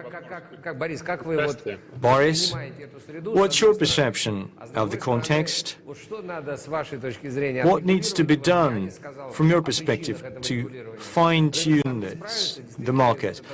Can the market sort it out on their own, or do we need to carry the stick to, stop big orchestrators from domination, from dominance? Well, let's get the language right. We need to, get the definitions right. Ecosystems now is used as often as such words as bread and milk, but everyone has their own definition. Today we talk about the network effects. The network effects, or the spillover effects, and ecosystems can be different. You can use the network effects and use it as a business, but you don't have a ecosystem. As for data, you can get a lot of valuable user data, but again, you're not necessarily an ecosystem. You can apply dumping practices, but again, it doesn't mean that you are an ecosystem. So I would differentiate these issues. As for the ecosystem itself, we view an ecosystem as a tool to maximize efficiency of our own operations, and this is a must-have. And it's always been there for decades. And it's just that we're now entering this digital economy, and there's a lot of hype about digital assets. We're just going back to it, and it's acquired, well, maybe not a new meaning, but a new level of hype around it. So there's a lot of, it's become a buzzword. And second, that also improves the convenience for the users. I'll stay with ecosystems for a while. The ecosystem has been overly hyped, overestimated as a tool in the competition wars.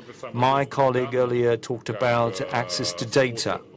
I believe access to data is not really a major tool in competition. We are one of the biggest investors in the Russian market, in the Russian VC market.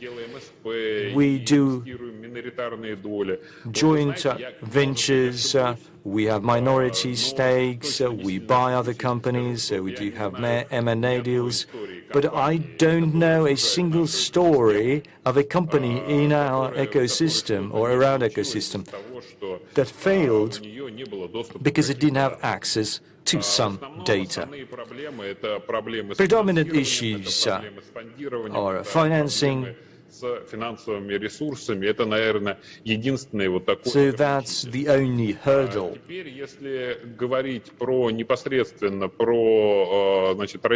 Now, specifically on the Russian market, I think it's safe to say that it's the most competitive market in the world in terms of digital. What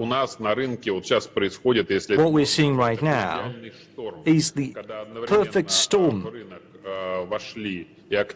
We have conventional digital firms, you can call them ecosystems, Mail.ru, Yandex. And international giants, like big tech, Google, Facebook, have had a long presence here, and many other firms are here too, and we're seeing new entrants, new ecosystems from the traditional, conventional economy. I mean, it's the banks, it's retail firms, so competition is really abundant. So there are about 8 major ecosystems. So I don't think there are any issues in terms of competition, and consumers are on the winning end. And the number of ecosystems will not decline.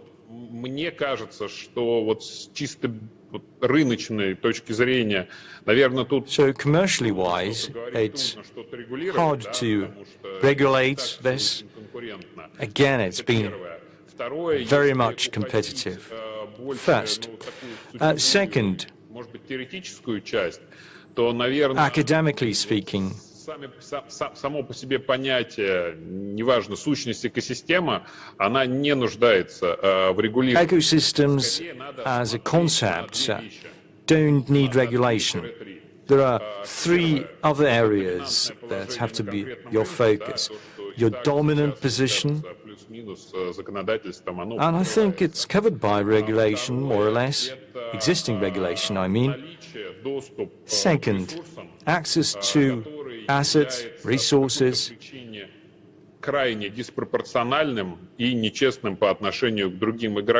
which are distributed in an unfair way or disproportionately versus other players. For example, I've got a chain of cafeterias or cafes, and I will open a store and launch a loyalty program. Is it an ecosystem? Yes. Do we need to regulate that? No. So I would rather focus on the following. Access to resources, whether there is any disproportionate use of resources, and again, the impact it might have on disrupting competition, dumping practices, and so on. It is a very much relevant issue because it could push many of the fair or bona fide players of the market, and this is unfair. Now, if you compete only with money and not the product, it's not really good. Second, again, since I represent the market, is what I can say. All of these services are not local.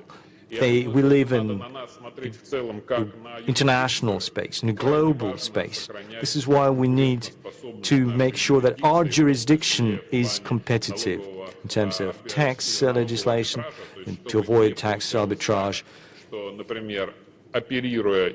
to make sure that companies that operate in Russia are not inferior in terms of tax benefits to other companies that operate here, but they are located in another jurisdiction. They have their HQ in another jurisdiction. Thank you so much, Boris. There are different models. Banks use the banks of creditors and deposits, not just their shareholder money. Some might get an IPO and get access to financing. Netflix spends $17 billion on creating content. All the Russian content is just $4 billion. Your company spends revenue and net income to develop. I mean, everyone has their own model. There's no one-size-fits-all model. Well, that's a great question. And it's quite, fine. There's a fine line in what you just raised. One of the previous speakers said that sooner than later. Again, we need to regulate them sooner than later. That was the message. But there's a risk that you're going to stifle it and nip it in the bud and nothing's going to grow out of it, particularly at the local level. The Russian ecosystems that we now have, these Russian firms, is thanks to a liberal approach to regulation. All of these ecosystems that we are referring to, or ecosystem-based services, they are very much capital intensive. They require a lot of capital. E-commerce, taxi, delivery, food delivery, these are billions of dollars, hundreds of millions at least. So you need to use a targeted approach. We need to have sound competition, and it needs to be appealing in terms of investment. So the set of tools has to be as convenient as possible to improve the investment climate and to make sure you get investment from profile, from core and, industry-specific and institutional investors. Again, it's a very delicate issue. Thank you. Thank you. My final question to you, and that's a question from the audience. So we allow anyone on the market. You have alliance with Alibaba. Will Russian firms be allowed anywhere? Do you want to go to Belarus or Kazakhstan or China? Will you be present there? In terms of our social media, we are present almost in all the CIS countries, and in many countries we have a dominant position. In terms of games, well, again, if you look at the Mail.ru group, third of our revenue comes from around the world, not just from Russia and the CIS.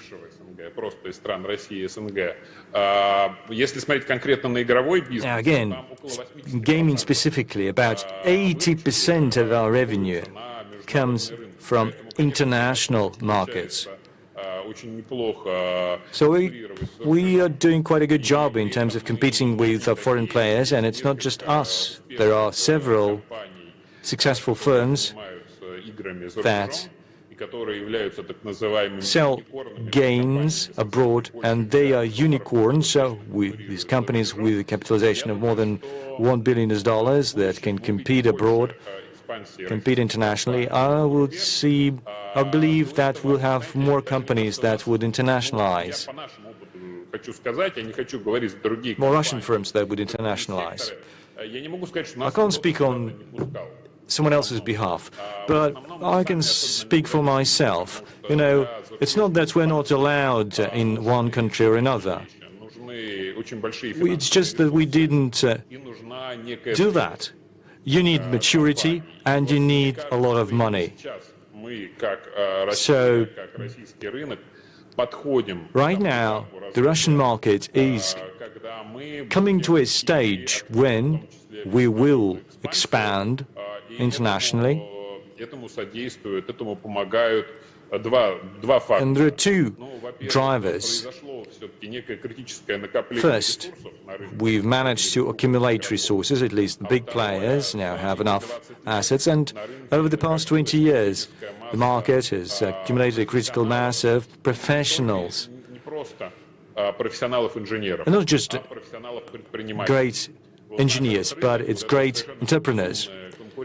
So this wild competition has been a really great school for entrepreneurs.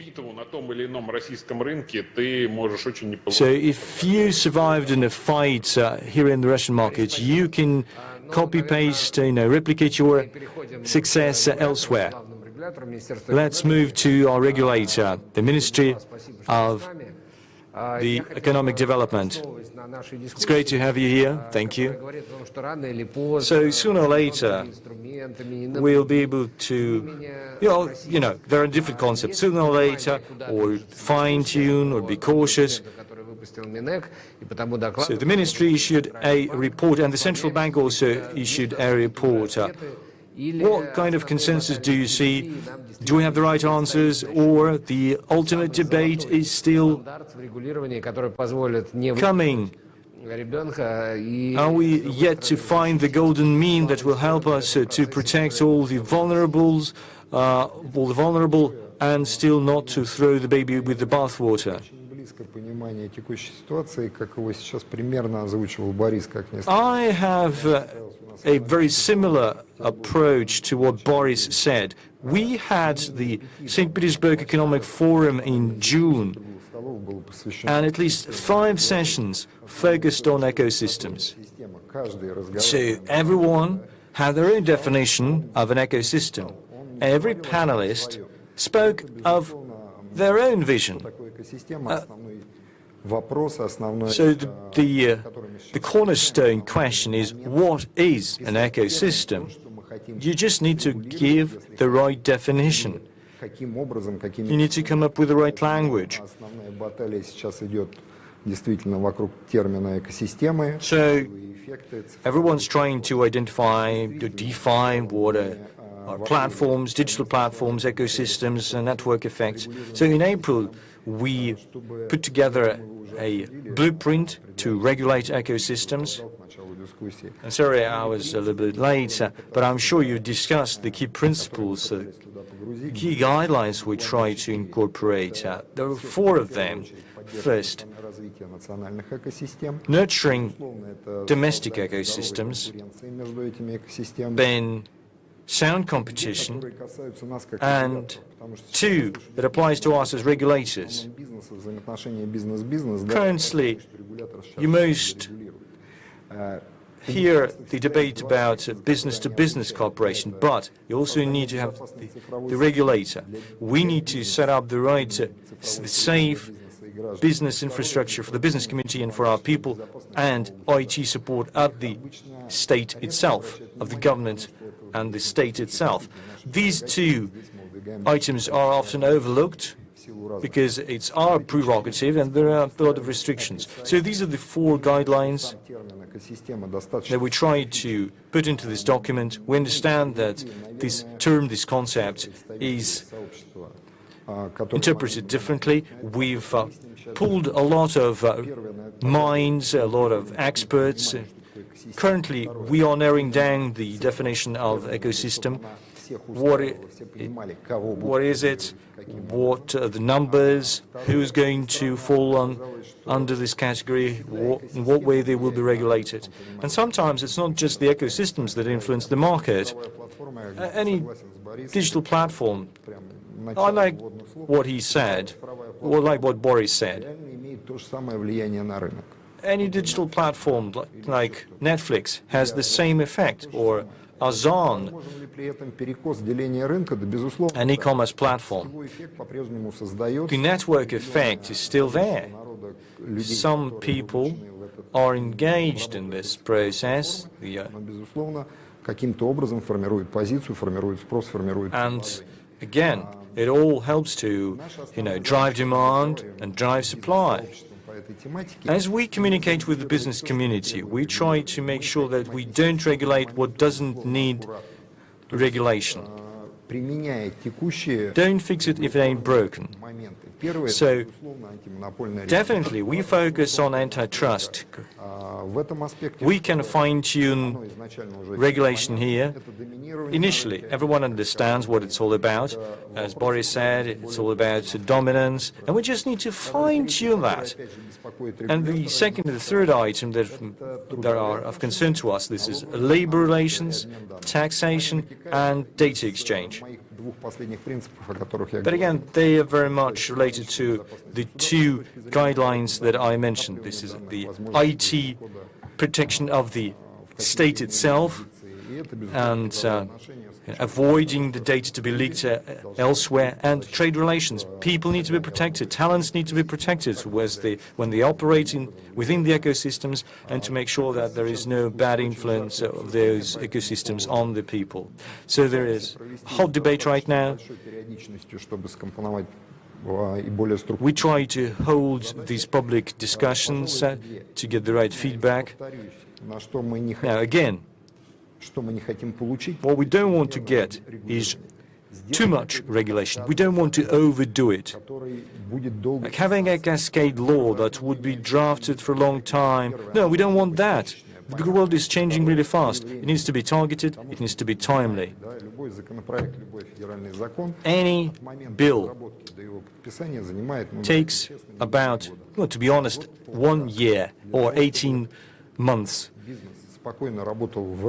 To make sure that the business community operates in a safe way, they need targeted and timely regulation. Things will change. So the law might not be needed afterwards. That's about it, and I'm watching my time so that we can have some time for discussion, but that's my just ideas. Colleagues, we have only 30 seconds for one question from the audience. If globalization is a fact and ecosystems are global, can we effectively and efficiently regulate those? Yes or no? I think yes. Ruben? Yes, but with caveats. I think yes, but local regulation should take into account the global regulatory trends. Colleagues, thank you very much. I hope that it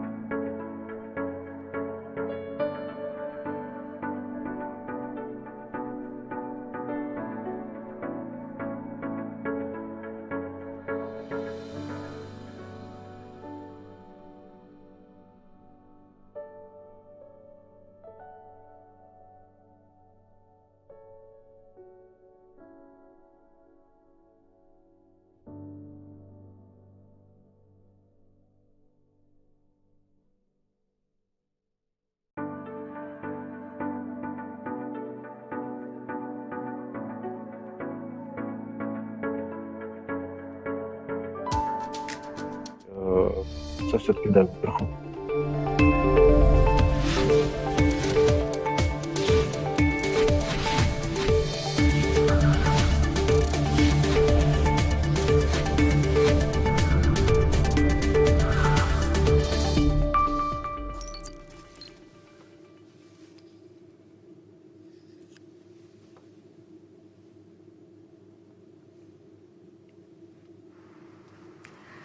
Добрый день. Good afternoon. Мы сегодня будем Today обсуждать we're going to вопросы discuss глобального перехода к зеленому global transition towards the green economy. The green agenda, out of purely an expert, narrowly environmental theme, has recently come to the forefront in the debates by the governments, the central banks and financial institutions, companies from different sectors. We now are all aware that preserving the natural ecosystems, the foundations of our livelihoods, requires rethinking, resorting, changing the public and economic relationships. And we do see that the climate risks may impact the economies, including the financial sector.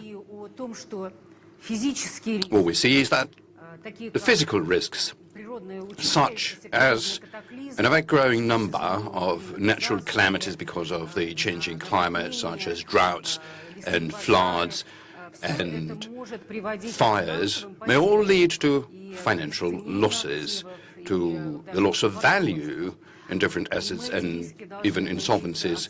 And we need to learn to assess these risks, to learn how to work with them.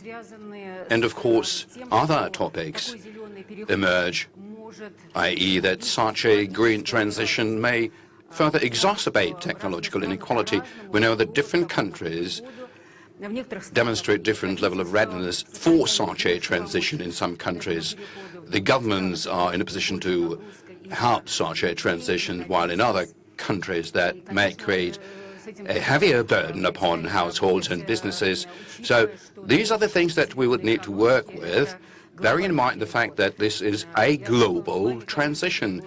And we need to pay attention, special attention, to the countries where the economic structure and the domestic product structure demonstrates a larger share of the sectors which are described as the brown ones. And evidently, the most important thing is that such transition is inevitable. One must not rely upon things happening on their own volition. And from thinking about it, from assessing possible approaches, we ought to go over to practical things, and what practical things may mean, because essentially the green agenda must become part of a business model, part of the corporate governance in different companies, in different industries. And undoubtedly, in big fundamental changes, there are always risks and strategic opportunities. And what are these? For the Russian economy, amongst others, is what represents the subject matter of our interest and of our debate, because I'm confident that various opportunities related to such a transition and to economic diversification mean good things for the Russian economy. And so I hope that we'll be able to discuss these and other issues with our speakers, and I would like to introduce them now. I'm very happy to welcome Sylvia Goulart, who is the deputy chairman of the French Bank. The Bank of France is one of the leaders in promoting the ESG agenda, having implemented the strategy of responsible investment with regard to its own portfolio of assets and the pension funds, and did that back in 2018 already, and continues to actively develop this further. Mrs. Goulart became the founder of the special scholarship by the Bank of France in the area of young scholars and researchers in the green agenda. Mr. German Graf, who is the CEO and the chairman of the board of Sberbank, who, amongst other things, is renowned for his ability, before others, to see, to feel global trends, to respond to them. And Sberbank, as an institution, has been long time involved in the sustainable development and the ESG theme, and in February this year became a participant in the UN Global Agreement, with the biggest world initiative for the development and the growing of the awareness of the best practices in the area of sustainable development. Sber, recently came to us with an offer as the regulator, being the Central Bank of Russia, to soften the requirements presented upon the green projects in terms of the standards. That may be a discussion about how one should properly assess such risks. Dmitry Konov, chairman of the board of Sibur Holding Company, which is one of the few Russian entities which is already fully compliant with the Research Group for the Climate Risk Disclosure, TCFD. The company is participating in different international programs aimed at promoting sustainable development. And something which is very close to my mind, Dmitry Vladimirovich, the thought that you expressed in one of your recent interviews, i.e. that the Russian businesses and the regulators are currently living through the moment of truth, that this is serious, this is for long, and one should plan and do your daily work and plan for the future based on the ecological requirements. And at some later point in time, we will get connected to Mr. Novak, who I had a conversation with, and it was recorded this morning. He's the deputy chair of the Russian government.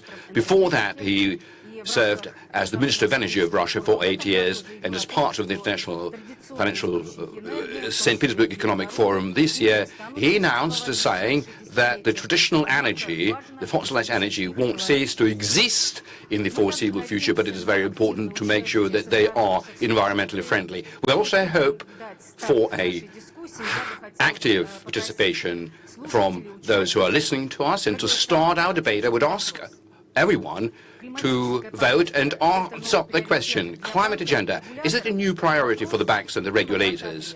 So this is the question, and the options to answer: yes, it is important. Second, no, not for now, but soon it will be. The third, no, it's just hype. And the fourth one, climate change is a myth. So on your screens, I hope you see these options and you will choose one of them. So while our views are voting, let's give a bit of a thought to the climate agenda. At our plenary session, we have the representatives of all of the main stakeholders, the businesses who will have to become greener, the financial institutions who are supposed to provide funding for this process. We will have a representative of the Russian government, which has actively engaged itself in the climate agenda, and the central banks and the regulators of the financial market. And I would like to ask my colleague, Sylvia Goulart. Sylvia, you truly represent one of the most progressive central banks in terms of introducing the climate agenda into your work as well as into your supervision. And so, judging by the kind of measures our counterparts abroad are implementing, the climate agenda is becoming a real practical priority for the regulator as well. Could you please tell us about the current European climate agenda in the world? How do you see that? And what are the difficulties in making sure that this agenda comes true? Sylvia, please. Hello, everybody. Thank you very much, Governor Navulina, for inviting me to this prestigious International Financial Congress. Well, you asked me to talk about what France, Europe, and the world are doing. It's a lot of people involved. So I will try modestly to say why it is for us in the western part of Europe an important issue. First of all, I think we should remind people that it is a scientific evidence. So it's not something you can describe as a myth. I would quite say, unfortunately, it's a serious matter. It's global. That's the reason why I'm so glad to speak with you today, and it may become irreversible. So the first responsibility is not the responsibility of the central banks. The governments have tools in their hands, such as the fiscal instruments, the tax, the incentives, They can decide CO2 pricing, and they take the rules. And in Europe, part of the agenda we have now is to adopt a taxonomy of green activities, which is a classification to know better which company is making efforts, which is not. We need a better disclosure. And of course, the European Union is providing a great financial support to help the countries to make sure that they move toward net zero. But it's a worldwide agenda, and we will meet again soon under the Italian chairmanship in Venice, finance ministers and governors of central banks. So it is a global issue. What can we do within our mandate as central banks? I will be too brief for the magnitude of efforts we have to make, but very briefly, we believe that we can act and that we must act. Once again, not to substitute the governments, but to complement what they are doing, because there are risks for the financial sectors. For example, if you invest in companies without a future because the clients will not buy the products anymore, then you can have stranded assets. We have to look at the macro impact on the outlook. We have to look at prices. So very briefly, 4 fields, and then I will come back later if necessary. We look at it through financial stability, and we are glad to have Russia in the network for greening the financial system. We launched with our, we were 8 in December 2017. It's a worldwide network of willing partners exchanging views on all the matters related to climate change. So first of all, we look at the consequences for financial stability, the stranded assets, the consequences for banks, for insurance companies, for asset managers. Second, we took the commitment to green our own portfolio. For the Banque de France, 23 billion, the pension funds, some guarantee funds. The Eurosystem as a whole, so the 19 countries of the European Union having a single currency have took the decision in February to green their own portfolio. We thirdly organized the first pilot stress test exercise to supervise banks and insurance company, but we did it with them with a long-term horizon, 30 years, what will happen for their portfolios in the next 30 years, which is quite new and quite difficult. We are very modest. We are learning by doing. And the very last point is monetary policy. The ECB and the Eurosystem are currently conducting a strategic review of the monetary policy. This review includes a chapter on climate change. It could mean the decisions are not taken yet, so I'm very prudent, but the list of possible tools are credit operations, collateral, asset purchases with always a green dimension. I think I don't have to be too long, so I stop here, but I will be glad to come back to these points. Thank you, Governor Nabiullina. Thanks very much. I would only like to mention that it is true that the central banks may play a very big role in promoting this agenda, and actually we are also introducing stress testing for climate risk because we believe this is an important tool. Like Sylvia stated, in promoting the green agenda, a lot has to be done by the government, and the central banks are simply complementing it. And now I would like to ask for us to see the video of our morning conversation with Mr. Novak, who couldn't join us right now. But I believe that we touched upon some very valid issues in our morning conversation. Good afternoon, Alexander Valentinovich. Yeah, the climate agenda has become the government priority these days. However, many believe that since the structure of the Russian economy very much depends upon the oil and energy sector, that is usually being attributed to the brown sectors. I don't know how fair is that. Many believe that Russia may be against such a fast promotion and development of such a green agenda. And so the issue comes up, you are in charge of energy. How one can identify this balance between the climate agenda priorities and the energy development strategy? What is it? And is there a future for the traditional hydrocarbons? Thank you very much. As far as the energy transition is concerned, in the first place, I would like to mention that recently, it was last year, the government adopted the energy development strategy until 2035, which encompasses also the decarbonization trend as well as the energy transition trend, because we're very well aware that the energy transition, which has been announced by quite a few countries, is inevitable. And that is, first and foremost, is the expectation coming from the society, from the consumers.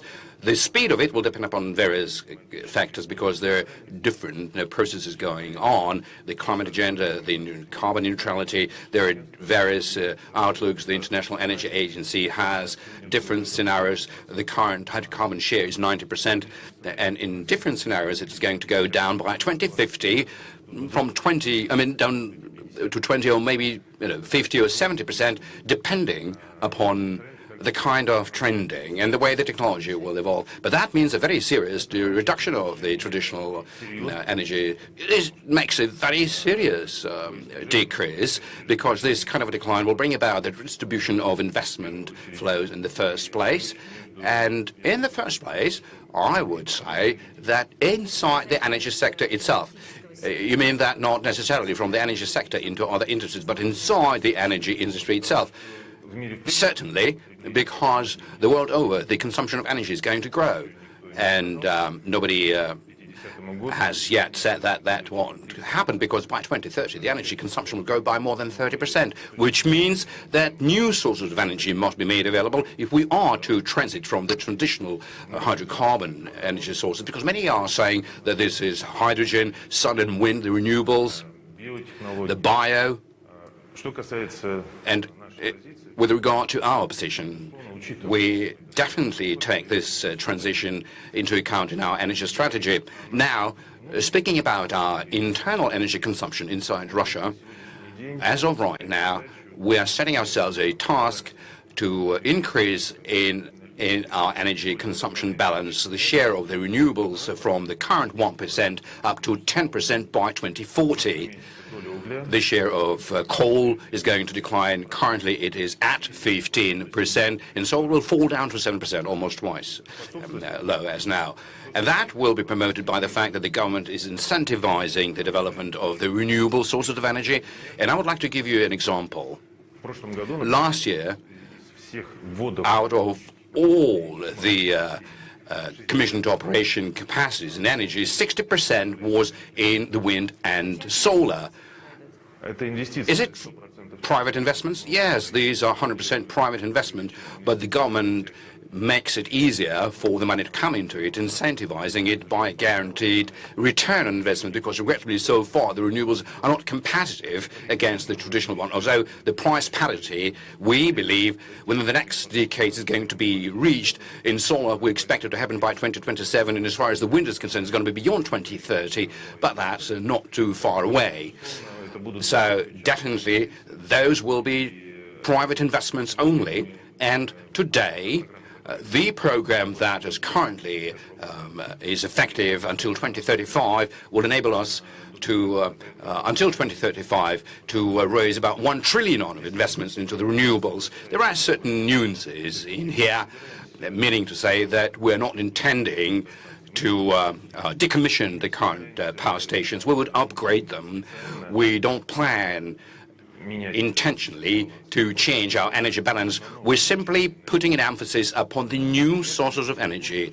And alongside with that, the traditional ones will continue working, and the companies that are in the sector will be diversifying, and they are fully compliant with the kind of requirements that are placed upon the reduction of the carbon footprint. Specifically, we have requirements to reduce the associated petroleum gas, which is the requirement introduced by the government, to introduce the best available technologies in implementing the energy savings program. This is as far as the domestic market is concerned. Speaking about the external markets, Russia, as is known, is a global leader in the traditional sources of energy. We approximately cover the needs in oil and gas in terms of the global trading by about 20% of it. And our task is simply because we are competitive to remain in this market, even against the share that we account for going down. So we are in the marginal profit curve, and even being ready to see our share decline, but we want to stay in this market. But we understand that new sources of energy are going to emerge, like hydrogen, which will grow in their share in the future energy basket. And so strategically, what we set ourselves as a goal to develop this sector, to develop technologies and invest into R&D together with our companies, along with the academic and research community. And that goes both for the production of hydrogen, its transportation, storage, its utilization in different economic sectors. We believe that in the global market we could also achieve this equilibrium of about 20% share. Now, the second future area that is reflected in our strategy, where we also see as part of the energy transition and decarbonization a more active application of nuclear energy. For example, in our domestic energy basket, this is 20%. By 2040, we believe we may grow it up to 25%. Now, speaking about the global markets, today we are leaders in bigger nuclear power stations, and we're currently working to develop technologies of small-scale nuclear stations that may be used not in the general energy systems, but in some isolated areas, so as to provide electricity to individual locations or a floating power stations. We are also leaders in such technologies today, and we believe that the share of such small power stations in power trading globally may account for about 20-25%. So on top of the nuclear energy, there's a new technology, which is the closed nuclear cycle, which is the waste-free nuclear power production by producing new fuel cells. And that is something that will happen in the future. Of course, we need to bear in mind that, for example, hydrogen production, the blue hydrogen or the yellow hydrogen out of the nuclear powered sources, must be recognized along with the green hydrogen in the global market. But that requires some change in the international approaches. Yes, in this sense, we stand for technological neutrality, so that different sources of energy, clean sources of energy, could be acknowledged by all of the consumers. And Alexander Valentinovich, I have another question. You just mentioned that the energy itself will reorganize itself. It will be a flexible one and will comply with these climate priorities. But to what extent companies are ready to go that way? Because sometimes one hears that this energy transition, yes, it is inevitable, but most probably it will last in time because we're not technologically ready. Technologies globally are not yet perfect, but if it starts happening faster, because we do see that many countries are very consistently pursuing this policy, and the carbon tax is going to be introduced, it may be brought higher. The investors are running head over the heels, saying that they are redirecting their investment flows from the brown ones into the green ones. So if that transition starts happening much faster, are we ready for this? What are we to do? Do we have a plan B in case that this agenda will become accelerated? You are absolutely correct that there are different scenarios. There is a scenario of a fast-track transition, a slower one, and that will depend upon the way the technology evolves, the utilization, waste disposal technologies, solar, wind-powered stations, lithium-ion batteries. So it all requires further perfection, and that will define the speed of such a transition. We are ready to engage in any scenario. We see them, we test and assess them together with our energy companies. Our energy operators currently are quite actively, effectively diversifying themselves. And I know that quite a few economic entities, as strange as it may sound, I mean, Russian energy companies announced that they are going to build their own renewable energy sources in order to confirm the green status of their products. Although, for example, as part of our energy balance, if you start counting the energy power and the hydro power production, wind and solar and nuclear, out of our 1 trillion kilowatt hours, about 40%, which is 400 billion kilowatt hours a year, comes from the green sources. And our companies today are actively entering into bilateral agreements with the producers of clean energy in order to confirm the green status of their products. So it means that they're not only trying to confirm, but also to invest their own money into it. So you mean to say that this process is already underway? Yes, once again, would like to repeat that we don't think that the traditional energy tomorrow is going to disappear. Under any scenario, even the most pessimist ones, the energy mix will still retain a certain share of these traditional sources of energy. We believe that the energy mix should move towards decarbonization. This is what our companies are doing. Many companies are investing in carbon capture technologies. So they're not just investing in green technologies. Gazprom Neft is investing in carbon capture and storage. That's the first thing I wanted to mention. And secondly, our companies that invest around 20% of all investment in our country comes into the energy. And companies, when planning their investment projects and programs, take into account the climate trends. And I think this trend is going to persist and become even more diversified. Yes, that instills great optimism in us, and I do hope that this is how it's gonna unfold. Thank you very much, Minister Novak, for this conversation. I believe it was very interesting and important to hear that the government believes that this energy transition is inevitable and that the government is taking measures together with the companies to make sure that this transition happens. Before we continue with our discussion, I would like to ask to put the results of the vote on the screen, if they are ready. As you can see, the opinion of our participants is almost unanimous. Around 70% of our respondents believe the climate agenda to be important, to be a priority both for the banks and for the regulators. And no doubt that applies to the financial sector too. Mr. Graf, I would like to ask you whether you share the opinion of our viewers. I think this is a rhetoric question, and you do share that opinion, but still, what makes you think that this is not a hype, this is not just a buzzword, nor, I believe, do you think that this is a conspiracy? Because, you know, there is a conspiracy theory saying that this is nothing but a collusion with a view to compete globally.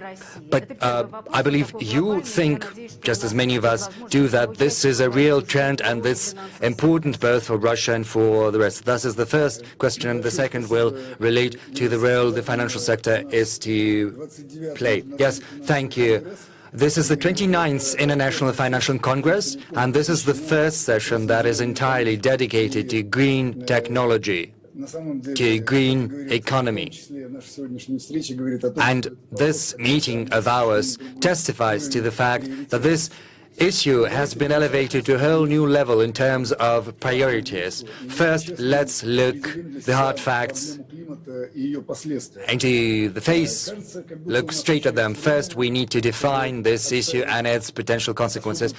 Some would think that we still have time, that we might take a separate position and wait for the whole world to join the bandwagon of decarbonization. But these skeptics will be disappointed because we have run out of time. And that is what the first slide of my presentation says. Could you put the second slide on, please? If we continue along the trajectory which we've hit, then by 2100, the temperature will have risen by more than 3 degrees. The consequences of that are going to be catastrophic. The ocean levels are rising due to the melting of glaciers. And whole coastal territories are going to be inundated and flooded. You know, we found a short video, just 1 minute. Let's have a look at it. It's about the rising sea levels. Few people think that the most potential catastrophe that can threaten our planet is happening right in front of our eyes. Over the last 100 years, the global temperatures across the planet have been growing, extending beyond the climate norm. Glaciers are thawing and melting, and this will lead to floods and inundations in Russia, in particular in the Yamal Peninsula. If it rises by 30 meters, then Shanghai, Rotterdam, Miami, Beijing, Amsterdam, and other cities are going to be inundated. And if the levels are even higher, then the whole gas infrastructure of the US is going to be inundated.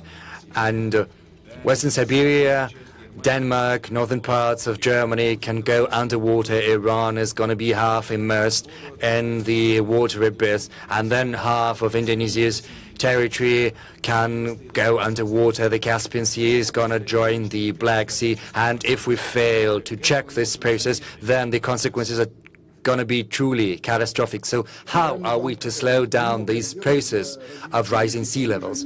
The Central Bank is doing a lot to promote ESG agenda, and I think that there is a whole dedicated WG in the Central Bank that is responsible for sustainable development and the requisite funding, and we are part of this working group. This agenda is evolving dynamically, and our participation changes as well. And as we can see, in order to rein in the global warming, enormous investment is going to be required. According to our estimates, as a result of lower exports of hydrocarbons, Russian exports might use up to $4 trillion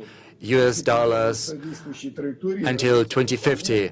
And if we stick to the current development trajectory, then our technological backwardness will persist and we will lose our competitive edge.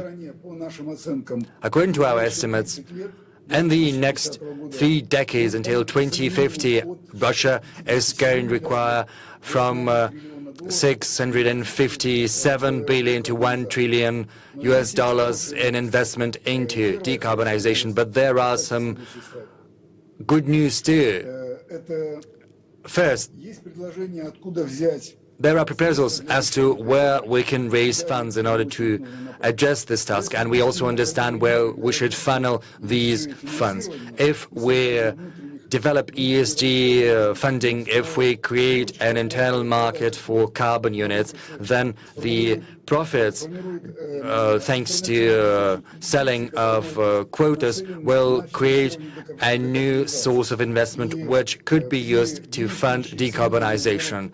And if we retain the current price of $60 per ton or so, we believe then around 46% of our national decarbonization program can be funded through this repurchase of carbon units.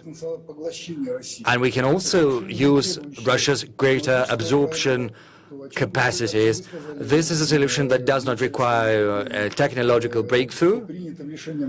And this is what you said at the very beginning. Unfortunately, we do not have the necessary technologies beyond 2030, and we cannot see them in the horizon so far. But this is what we will have to do in our research and development activity across the world. There is another piece of good news. Businesses, investors, progressive political forces are willing to join hands and support this process, and there is a consensus emerging on this subject. And there is another piece of good news. In order to achieve the goals that we have set forth, we can do that around by 65% through the already existing technologies, and just 35% of technologies will have to be invented in future. And there's another element too, that is international cooperation and mutual transfer of knowledge and technology. This is a global challenge, and it will require that Russia and the rest of the world join efforts. And this agenda is perceived as very important by everyone. And finally, the new reindustrialization program will create hundreds and thousands of new jobs. It will push forward the economic growth in Russia and elsewhere. According to OECD, by 2050, the G20 will have additional 2.7% of GDP as compared to the current trend. In other words, we can see the way out of the situation that we find ourselves in. But, you know, in order to cover not just the international agenda, but also the Russian agenda, we decided to conduct a stress test to see what the carbon neutrality shift by 2050 will entail for Russia as compared to the previous baseline scenario. This scenario has been published by the International Energy Agency, and according to our assessment, which we have presented to the government today, so these assessments look very serious. They are a source of huge concern. Right now, the baseline price of Urals was 77, but it's going to halve according to our scenario. The gas price is going to halve as well. At the current rate of decarbonization in Russia, in the next 30 years, this part of the Russian economy will decrease threefold, whereas the oil export can decrease from 4 to 5 times. And these are the figures that we have got after analyzing the trends that are enshrined in the current documents. Yesterday, I think Bulgaria abstained, but the other EU countries unanimously decided to reduce greenhouse gas emissions until 2030, not by 40%, as was the original plan, but by 55%, which means that we will have to revise the current scenario, the current forecast, and I think the picture is going to be even more complicated.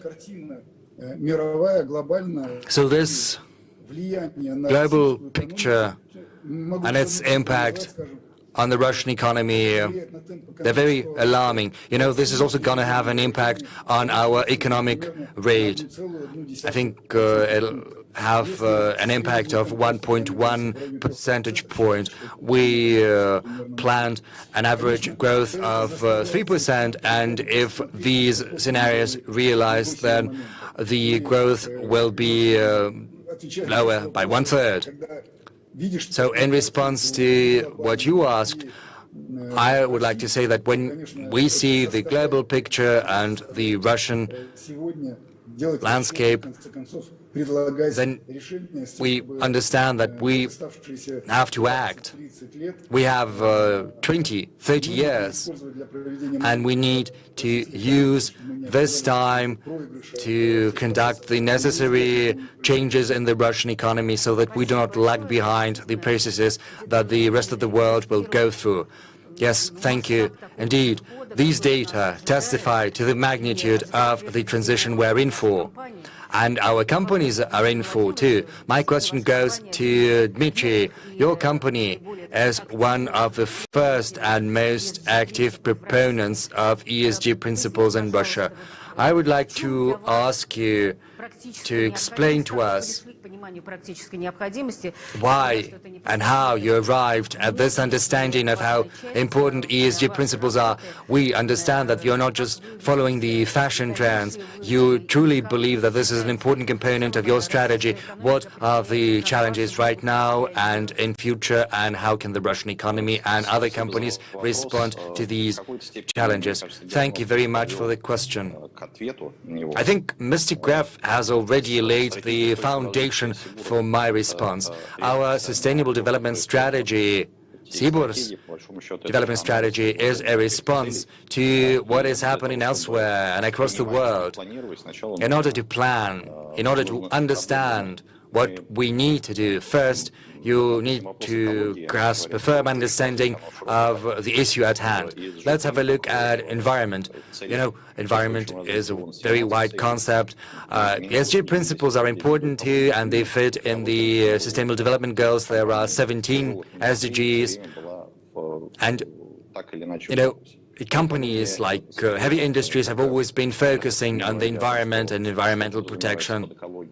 But of course, the understanding was different. 5 to 10 years ago, 5 or 10 years ago, it was mostly about ensuring safety for the environment on the spot, on the site where the facility is located, and also for the population. It was against pollution. Right now, there is another element to that environmental protection, greenhouse gases in particular.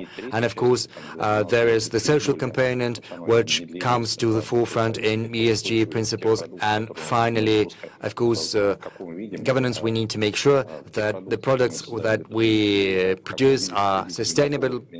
We need to understand what the consumers expect from us, and we also have to understand the footprint our production leaves on the environment. And in that sense, we adopted a new strategy 3 years ago, and we understand the deeper we go, the more difficulties we see. And by the end of this year, we're going to revise our goals. We will make them even more ambitious in all areas.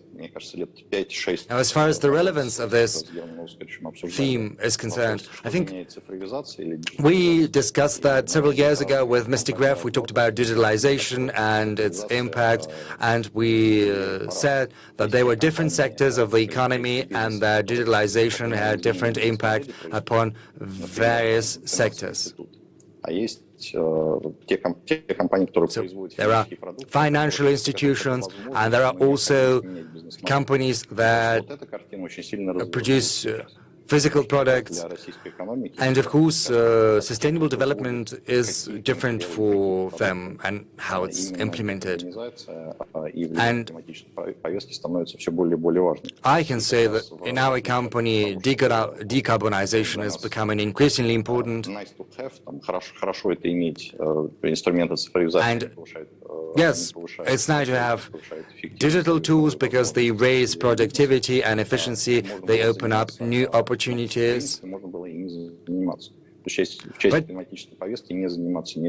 you know, you can implement digital tools, you can do without them, but climate agenda is a must. You cannot simply neglect it.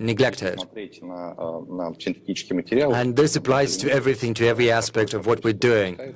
Let's have a look at our produce, our products. We understand that the carbon footprint is going down, and this is far more preferential in the eyes of our consumers. And this is thanks to our investment into technology, into those who are investing in waste management and recycling, who are also working together with the regulator in order to introduce the waste sorting and also waste collection and recycling. And this is the world we're living in right now. Yes, thank you. You aptly said that the climate agenda is not just something we wish for. This is a must. And to follow up on this issue of adaptation and strategy, my question goes to Sylvie. The European regulators have already drafted recommendations for the banks how to take into account the ESG risks. Can you briefly comment on these recommendations, and what do you expect banks and other financial institutions to do in order to support the green transition? Thank you very much. First of all, thank you for these fascinating presentations. I'm glad to see that many businessmen and financial people are committed to net zero in Russia. Well, what we try to do in Europe is to improve the disclosure. You need to have data on the activities, and we put the bar quite high because we really believe that you have to know how climate change is impacting your activity, but also how your activity is contributing to net zero. So the European Commission proposed a draft directive, so one of our regulations, and it will be discussed and adopted, I hope, within 1 year. The schedule is quite set. So let's have the disclosure. Then we need the taxonomy to classify the different activities. The principles we adopted is you have to contribute, for example, to the reduction of climate change, but without harming other environmental objectives. For example, you cannot improve what you do on climate, polluting water or polluting the air or using the types of fuels produced by destroying biodiversity, etc. So it's quite complex because in the climate field, as it was showed very well by the previous speakers, you have consequences between the level of temperature and the consequences on the ground, on the sea level, etc. So, and my very last point is that it is even more difficult if you don't focus just on climate, but on ESG, which means that you look also at the social consequences, you look at the governance of the companies. And on all these issues, we have quite advanced laws in France for our companies, mandatory, for example, even on biodiversity. But I must confess that we all have to be humble because the implementation is quite tricky. So once again, I insist, we are walking the talk, we are learning by doing, we implement in the first round, and then we will look at how we can do it. But legislation at European level, legislation at national level, but we really believe that it is a global issue, as it was just said before. Thank you. Thank you. Yes, indeed, there are legislative issues and also difficulties in implementation. These are very important tasks we will have to look into. We have just a couple of minutes left, and we've got questions from the participants. I would like to ask them. I would like to ask Mr. Greff and Mr. Konov to respond. Are green products going to be in demand without preferences? Is the Russian society ready for energy transition? And what about ESG? How is it going to be factored into the assessment of well-known risks and the credit risk? Do we need to differentiate between green assets and brown assets? Just 1 minute for you to comment on these topics, Herman and Dmitry. Yes, thank you. This is a risk, a systemic risk, which triggers all other risks, in particular credit risk. This is the risk that has been there for quite some time. But right now, the scenarios are different, and this risk can materialize with a higher level of probability than in the past. And it makes us understand that we need to take action. Over the last 2 years, we have seen a growing probability of these risks materializing. And the US and the EU, the two biggest one of the biggest world's economies, decide to achieve carbon neutrality by 2050, and this has drastically changed the situation. This is a very strong incentive for central banks to revisit their credit policies too. From the point of view of what we are doing, first, we are offering a range of green products which are in demand without any subsidy, without any support or preferences. We have given out around 50 billion in credits and green bonds and another contracts to the tune of 65 billion rubles is in the pipeline. So we see a demand for such kind of products. And the financial sector will have to play a dual role. On the one hand, the financial sector will have to incentivize the sector to push it towards transformation. And as we can see that non-green assets are increasingly more difficult to place, the companies have to follow the ESG principles, thanks to the obligations that have been introduced. Secondly, banks have to work together with the regulator to create new opportunities.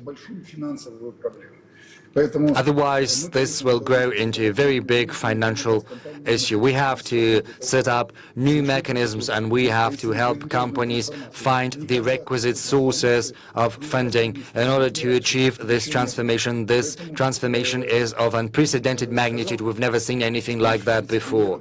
As our Deputy Chair of the government said, we have adopted a strategy until 2050, but to be honest, we engaged in the work to prepare this strategy, and this strategy will have to be drastically revised in accordance with the latest requirements. Yes, Dmitry, just very briefly, very succinctly.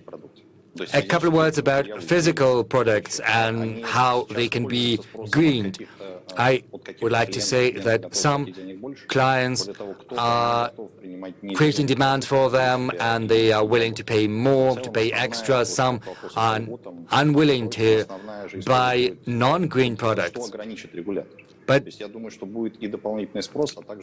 additional demand will appear, but also it'll depend on what the regulator does and what kind of restrictions it is going to introduce. And personally, I am confident that the green agenda and the climate agenda, given the level of investment, will probably create an inflation wave. Well, this is a matter for an in-depth discussion, but I do agree with you. We see changes in consumption models. People are paying increasingly more attention to how green the products they consume are. As far as the central bank's role is concerned, stress test is important, and we work together with the financial institutions to create new products, and we are also willing to revisit our approaches to regulation. We're engaged in a very serious internal discussion. There is a view that both we and other banks have to assess risks, and they have to be neutral. There should be no additional stimulation or no penal sanctions in terms of prudential regulation, but we need to have a better look at it. The magnitude of the transition is so big that we will have to abandon our old stereotypes, and we are all in for very serious changes. And as the regulator, we're willing to engage with the financial sector so that it helps green our economy. We're also willing to work with the business community in order to better understand the needs and requirements of the business, what kind of instruments of funding they need, and how this is going to play out. And I am hopeful that these discussions amid our forums will become a must. I would like to thank all the participants. Unfortunately, we do not have nearly enough time to discuss these big topic, but I do hope that our participants listened with great interest to our participants and learned about France's experience in particular. I would like to thank everyone for your contribution. Thank you.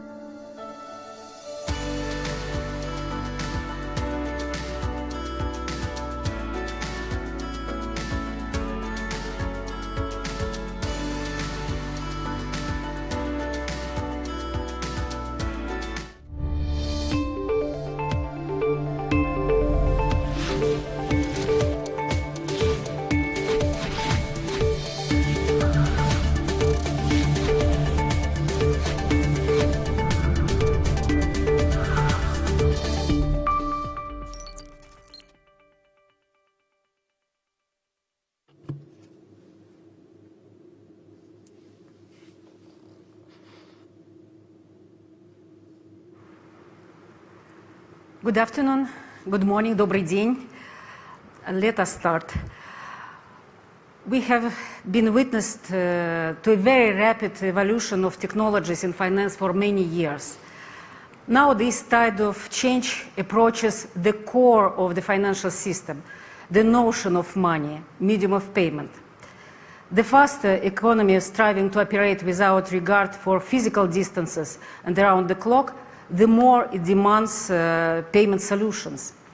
The ones that are equally fast, secure, available at any place, any time. This demand accelerated innovations both by the private sector and the central bank in this field. The innovations which move us forward but also creates risks. In this session, we will discuss possible scenarios of the digital money, further evolution and what regulators should do to steer this evolution for the benefit of the society. In particular, we'll be covering the role and functions of central bank digital currencies, also known as CBDCs, the merits of allowing stablecoins into official monetary systems, and what regulation shall accompany this.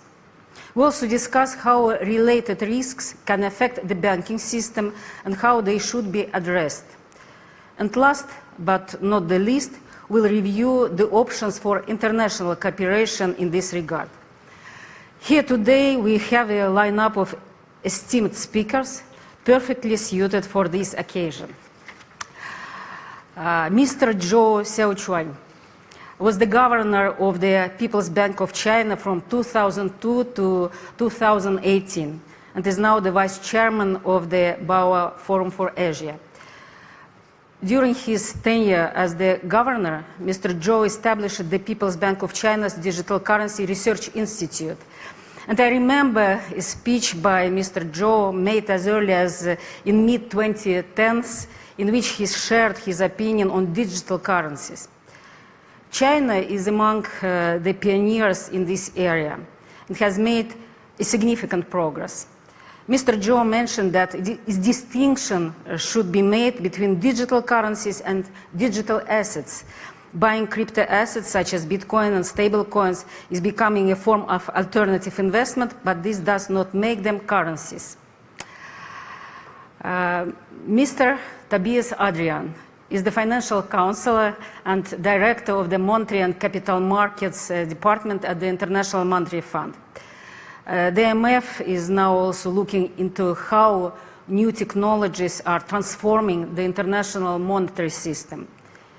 In his earlier speech on the matter, Mr. Adrian has argued that the development of digital currencies certainly presents an opportunity for the public and private sectors to get to know each other better and to explore more efficient and effective ways to collaborate, not just domestically, but also across borders.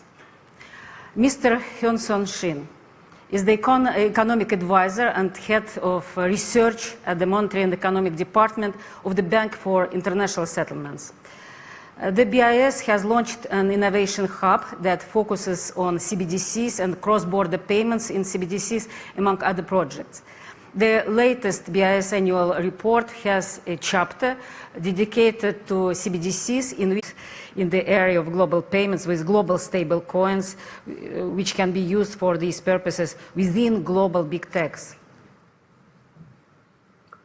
So that's a very good question. I think at the outset, I think it's important to point out that once CBDCs are rolled out and we manage to interlink CBDCs across borders, then they could really present a very much more parsimonious monetary architecture that reduces costs, that Tobias also mentioned, to do with the long chain of correspondent banks. So it reduces costs, it reduces delays.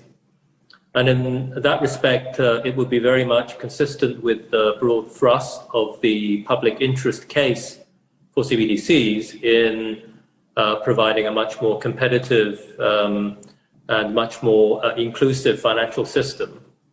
So it will be translating those kinds of public policy goals in the global context as well. So I think that would be a base on which other initiatives could also interact. In our view, cryptocurrencies like Bitcoin are not really suitable as a means of payment. We devoted a lot of time to that question in a previous report that we wrote 2 or 3 years ago due to the lack of scalability and the problems to do with finality. Instead, they have become much more as crypto assets. They're much more speculative vehicles, and the issues there are much more to do with consumer protection and all the attendant safeguards that have to do with conduct rather than with a payment system itself. Global stable coins could also be part of that ecosystem. But of course, the global stable coins themselves will need to be a part of that ecosystem whereby the soundness of money is actually guaranteed. And as we say in this year's report, the fact that you're using conventional money, so fiat currencies, as the backing for the stable coin is very much based on the idea that the underlying stability comes from conventional money itself. And so in that sense, it's, as we say, it's more of an appendage to the current monetary system rather than a game changer. But above all, we would need to make sure that these initiatives also accord with the best practice in know your customer and anti-money laundering regulations. Thank you. Tobias, a question to you. What are the scenarios of the global monetary system's evolution considered by the IMF? What can and should be done by central banks in order to implement scenario that would be the least risky for the public interest and the most productive, more beneficial for the global economic development? Yeah, thank you so much. So it is very clear that this evolution of monetary systems through the development of CBDCs, but also through the adoption of stablecoins and crypto assets, all of that is going to change the global monetary system.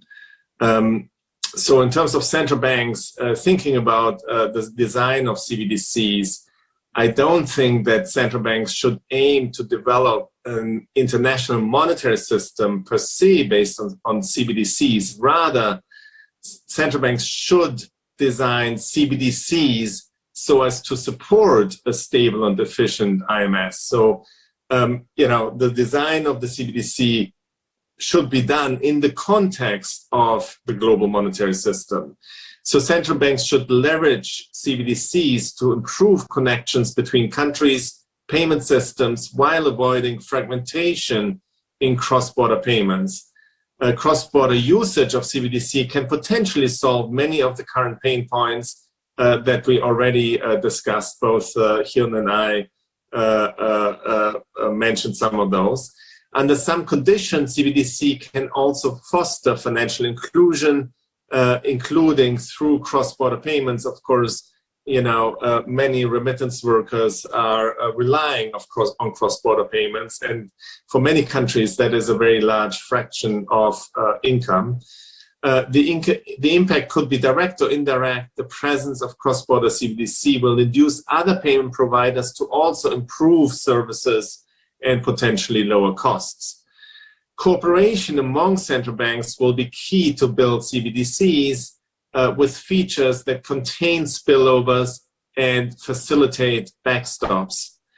For example, the design of CBDC should be done so as to curb currency substitution so that issuing countries could explore the option of limiting CBDC transactions for foreigners and allow foreign countries to introduce these limits on their territory. Capital flow management measures, which might involve restrictions on certain cross-border transactions, could be built directly into the CBDC.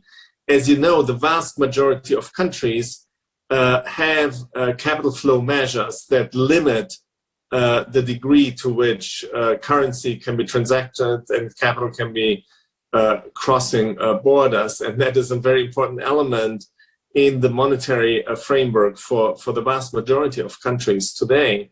And so CBDCs, due to the programmable nature of tokens, can actually be helpful in this respect.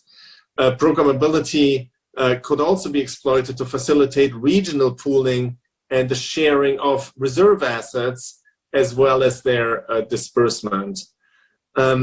So as for private digital cash substitutes such as stablecoins, I also do not think that developing CBDC to crowd out these is the answer necessarily.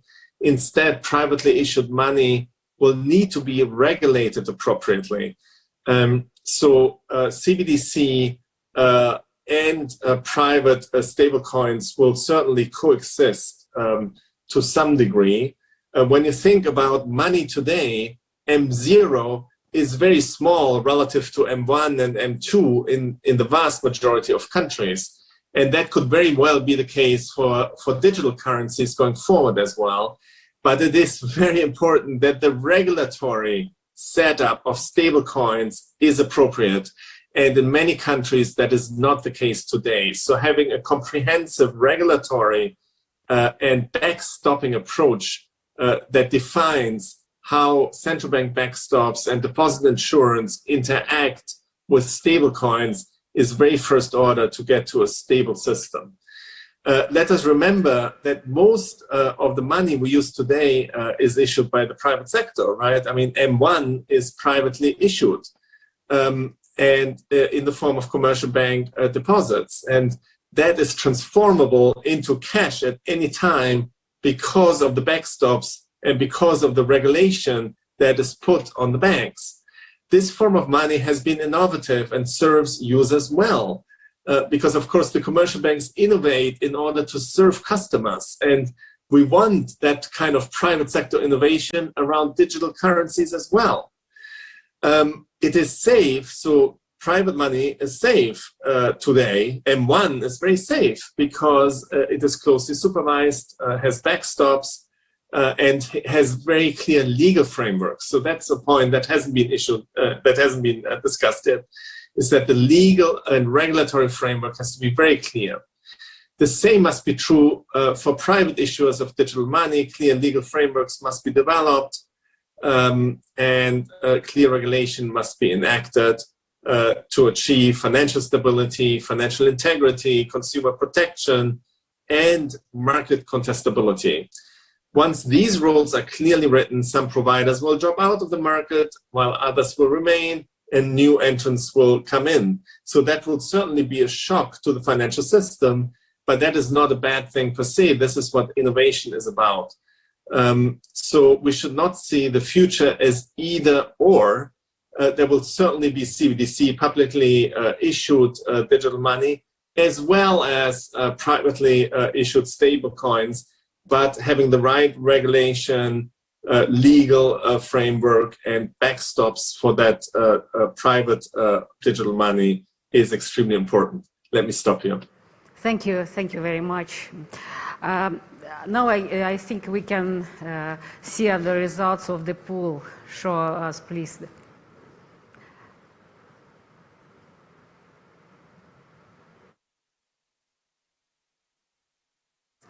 Oh, it's interesting. I think it's a very interesting results. I personally would vote for cyber currencies because they are too volatile and do not account for real consumers' interests. As for stablecoins, I agree they could become a part of the system, and that's why we need to learn how to regulate them properly. And in conclusion, I would stress on that we are facing a quite transformative changes. Yes, they are maybe evolutionary, but very significant changes in the monetary system. And our task is to design them and to adapt our regulation in the interests of the society and people. And I would like to thank you all, to thank all the speakers for your excellent, very, very rich interventions. That was great, and I wish you all the best to our audience.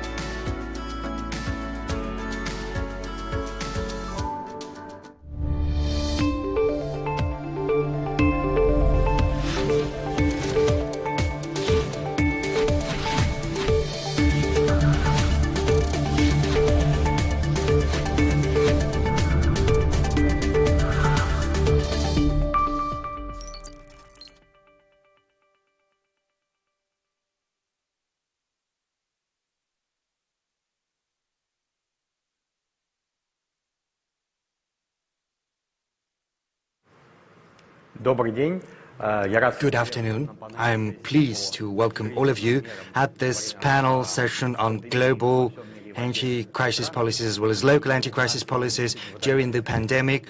We have an outstanding session today in terms of the level of our speakers. It gives me great pleasure to welcome Kristalina Georgieva, Managing Director of the IMF. Good afternoon. Joining us is also Agustin Carstens, General Manager of the Bank for International Settlements. And we also have Lesetja Kiango, Governor of South African Reserve Bank, joining us online. Here at the studio, we have Andrei Kosting, President and Chairman of the Board of VTB Bank. And the host of our today's event is Madam Nabiullina, Governor of the Bank of Russia. During today's session, we are going to discuss anti-crisis measures because the year before became unprecedented because of the pandemic in terms of the measures that were taken by different governments and central banks. There's been a great variety of measures. Some were conventional, others unconventional, such as loose monetary policy, buyback of assets. A lot of budget allocations have been funneled into the economy. Some regulation with regard to the banking sector has been amended. So there's been a great variety of different measures, different mechanisms resorted to, and that is what has made this crisis unique. And another notable thing is that almost all countries across the world have resorted to these measures almost simultaneously. I think it would be too premature to draw any final conclusions because the pandemic is ongoing and the crisis is still there, even though we are slowly sort of recovering of it. But anyway, the comparison of different experience is very important. And my first question goes to Kristalina Georgieva. From the point of view of the IMF, you have a chance to look at different policies in different countries. So my question to you, from the point of view of monetary and fiscal authorities, what measures out of these varieties have proven to be most effective during this particular crisis? Thank you very much. I'm very glad to be with you. Let me switch to English. It is truly a crisis like no other, and fortunately, we responded to this crisis appropriately in terms of content of the measures taken and the scale and speed with which they have been applied. In terms of content, it was very quickly recognized that when we put the economy in standstill and we ask producers not to produce, consumers not to consume, there has to be a bottom placed under the feet of businesses and households by providing massive fiscal and monetary policy support. And that was done in a coordinated manner. The many, many meetings of G20, G7, IMFC paid off. Central bankers, and Augustin will talk more about that, central bankers and finance ministers were quick to synchronize action.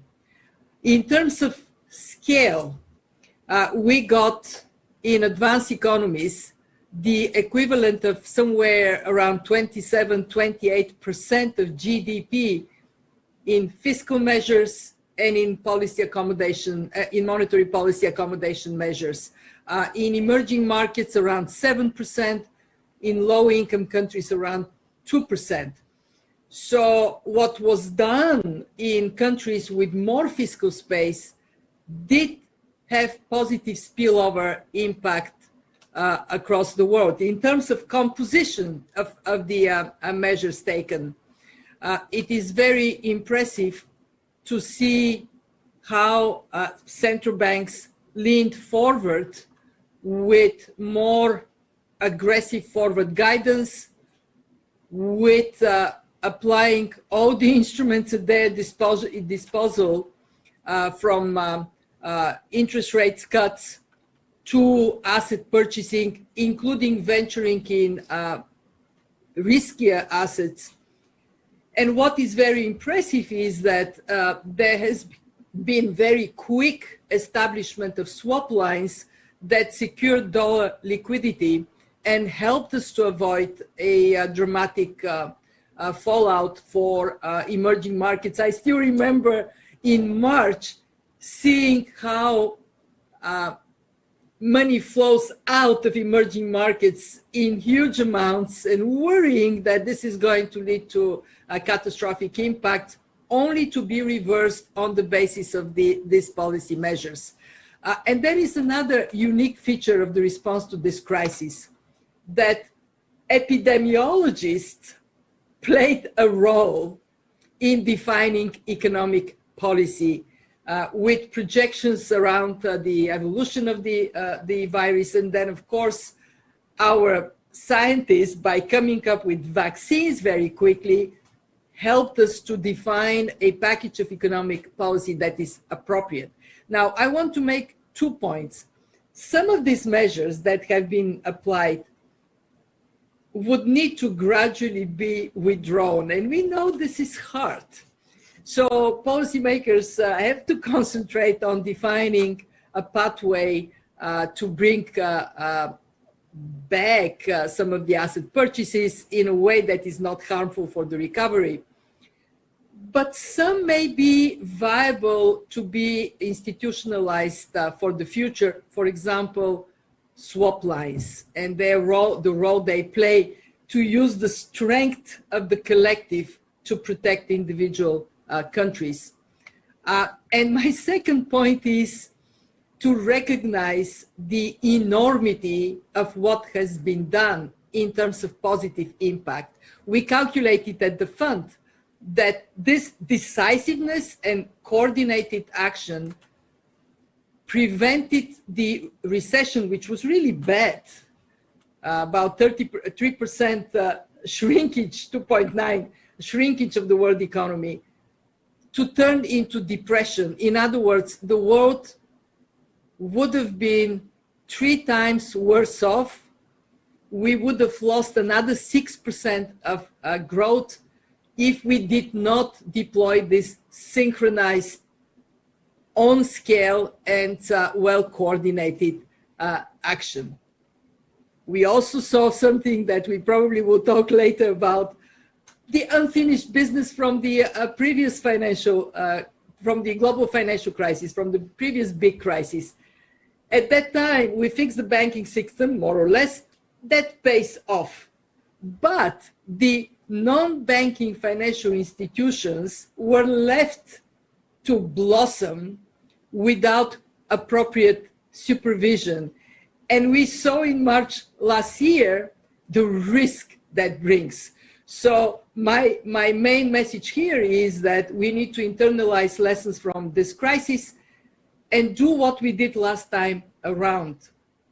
Build a more vibrant financial system to withstand crisis to come. Finish the unfinished business, draw lessons that make the world more effective and more integrated, more coordinated for the future. Thank you. Next, I would like to give the floor to Isachia Ganyago, but before that I would like to congratulate South African Reserve Bank on its centenary. I believe it is a remarkable anniversary. 100 years ago the bank was established and it was a milestone of South Africa's independence. Right now South Africa plays a huge role in the world economy. And given that, I would like to ask you, as the head of one of the leading reserve banks, from your point of view as a head of a monetary authority, what measures of supporting the economy have proven to be most effective, both in terms of addressing the issues stemming from the current crisis and also, as Kristalina has said, from the point of view of creating a foundation to avoid future crises once they arrive. Thank you very much, and good, Kristalina, to see you albeit virtually again, and Agustin and Elvira, thank you very much for the invitations. I think that when we talk of these measures, I'd like to first identify the global measures that were taken. I think that both the fund, the FSB, BIS moved with speed to do whatever they had to do within their power to provide the support. And I think that for the first time in a way, global coordination seemed to be working. There are important lessons to learn from there. Turning to the domestic measures that we had to take, firstly were the measures that had to be taken by the government. The containment measures were one thing, but I think what was important was to support the economies. And from South Africa's side, we came into this crisis with very constrained fiscal space, and we had to do something, which then meant that the fiscal matrix deteriorated further. And with the global lockdowns, it also meant that access to international capital was limited, and that is why the IMF and the World Bank coming in, and the other MGBs coming in and saying that you could access the following resources with speed. I think that became important. The space that we had was really the space within the realm of central banks, monetary policy measures. We were able to act with speed, cut the policy rates to provide support. And to the extent that markets became dysfunctional, we extended facilities to market participants for the markets to continue at work, including an intervention in the bond market through the bond purchase program. And we were very clear that we were not doing quantitative easing because we were not at the zero lower bound. And our view was that we had to do this thing because market participants were not showing each other prices, and because of that, we were thus, as the central bank, had to step in because our own monetary policy operations work on a collateral system. And if pricing is not working in the financial markets, it is impossible to price the value of the collateral. And if we didn't step in, the very essence of the execution of monetary policy was going to not work. The third area had to do with the regulatory relief measures that had been provided, providing both capital and liquidity relief to the financial sector, so that they could provide support. What has worked, what has not worked? It's a difficult one to say what has worked, what has not worked. My colleague and friend Chief McCallum had this to say. You go to a doctor and the doctor says you are very sick. But do you know what? No single medicine can cure you. We are going to give you a cocktail of treatments. We'll give you some tonic, we'll give you some this tablet and this capsule and this tablet.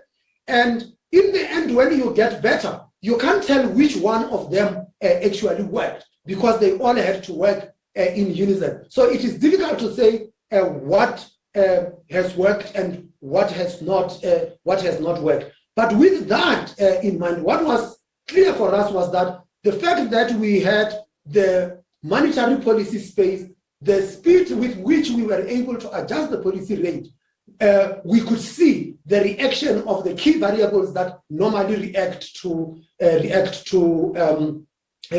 changes in monetary policy. On the regulatory relief measures, there was not much of an offtake. The banks didn't dip into their capital. They didn't dip into their liquidity buffers. What was their preferred means of support? Their preferred means of support was the regulatory relief, where they could actually treat restructured loans differently. And as such, 10 10% of the outstanding retail, corporate and retail exposures were restructured. It was a good 600 billion rands. It was a significant amount, and that would have translated to about $3 billion for the economy of our size. That is significant. But the fact that the banks didn't dip into the capital buffers and the liquidity buffers does not mean these were not working. At least the banks knew, as they were providing this corporate restructuring, that they have got an opportunity, should things go wrong, to dip into the capital and liquidity buffers. What lessons have we learned? Very quickly, make hay whilst the sun shines. I think that the regulatory reform measures that had been taken, led by the Basel Committee, in particular in the banking sector, meant that the core of the financial system was very resilient when it was hit by this crisis. Secondly, I talked about policy coordination, both on the global basis, but also domestically, that both fiscal, regulatory, and monetary measures needed to act in unison. And thirdly, the balance sheet policies of the central banks, that they needed, this could not be utilized just across. It depended on country circumstances. And lastly, time is of the essence. You have got to act with speed and with scale, and rather, as time goes on, fine-tune the policy rather than waiting for a perfect opportunity to implement policy. So that would be my take, and let me leave it there and hand back over to you. Yes, thank you. I would like to draw a comparison in the approaches of different banks. So my next question goes to Madam Nabiullina, because the Bank of Russia did not follow in the footsteps of other banks. The key rate was decreased afterwards, and you didn't buy out any assets. Right now, from today's perspective, do you believe that opting for this path was the right choice? From the outset, I would like to welcome Kristalina and Lesetia and Agustin. I would like to thank you for taking part in our today's session.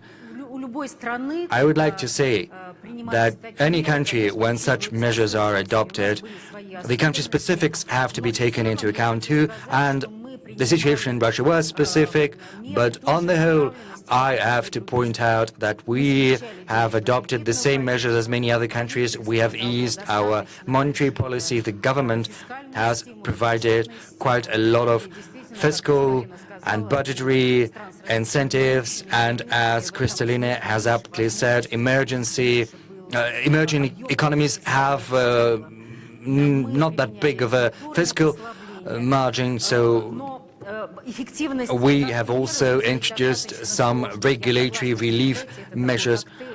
But I agree with Lesetia, the measures have all been taken as a cocktail, sort of different kinds of treatments.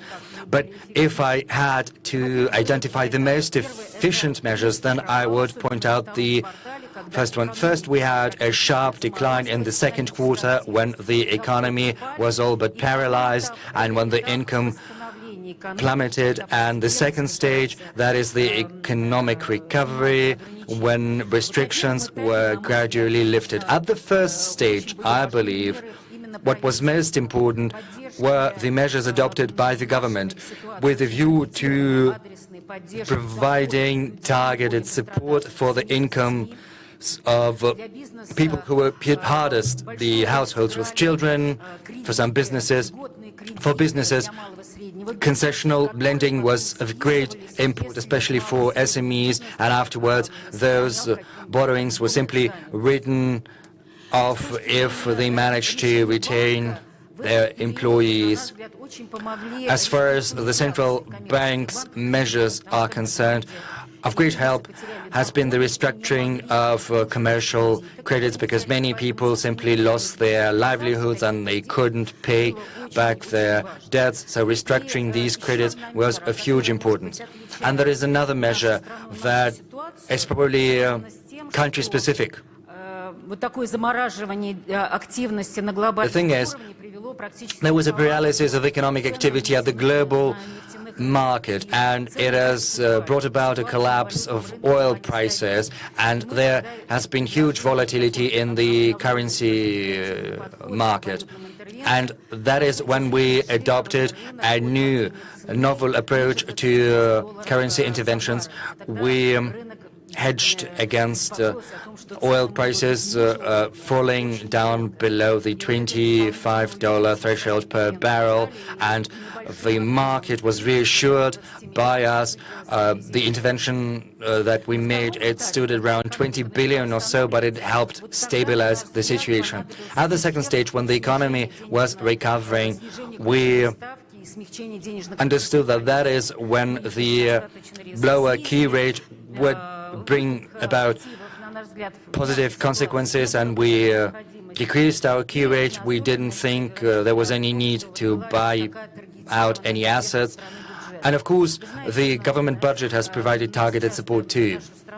You know, sometimes Russia is criticized for only providing targeted support, whereas I believe that this was the right thing to do, because the budget was funneling support to those specific people who lost their livelihoods. It helped support their standard of life. At the same time, it didn't create any overblown savings when even people with high income received such resources, and it didn't translate into higher financial assets. You know, some say that there are mortgage bubbles in some countries and accelerated inflation, whereas we don't have that in Russia. So I agree with Kristalina that the global coordination of efforts has been very important too, and this has helped launch a rapid economic recovery, which has also been a contribution to Russia's economic recovery. Our next question goes to Agustin, and it's about the consequence of such large-scale interventions and this cocktail of different measures, and it's very hard to understand which of the pills or those treatments have worked or not. But you know, when there are too many pills, there can be an overdose. You can go too far, you can overdo it. Don't you think it has been too much? Don't you think that we have created sort of a time bomb through these large-scale interventions, waiting to undermine future growth at some point? Thank you very much for the question. Thank you very much to Elvira for this very kind invitation to participate in this panel with my good friends Kristalina and Lesetja, and also the banker that is represented here. Well, I would say that I would start from the point of view that the crisis that we faced last year doesn't really have a parallel in our modern history. I mean, it was a global crisis, a crisis where, in this case, a virus brought the world economy to a stop. To a large extent, it was a recession that was man-made. We put the economies on a sort of a suspended animation to generate the health conditions to contain the virulence of the virus up to the point of when vaccination and treatments would be available. So the idea was to bridge the situation from a real crisis situation to one in which it would be more livable and we could have better conditions for economic life.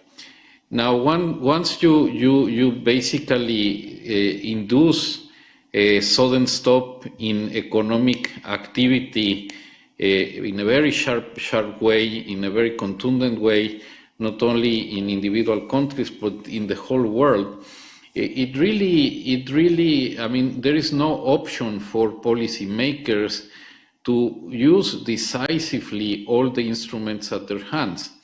And I can say that policymakers responded in an absolute determined way, in an opportune way. We have learned from other crises that what you need to do is to use overwhelming force, and that's what has happened. And I think that so far so good. I think if you had asked me just a year ago if we were going to be in a situation where we are today, I would say, well, it's a relatively low probability. But so far the response has been adequate. Of course, the vaccination has been very, very important. But the key point here is that we're still not fully out of the woods. We still need to make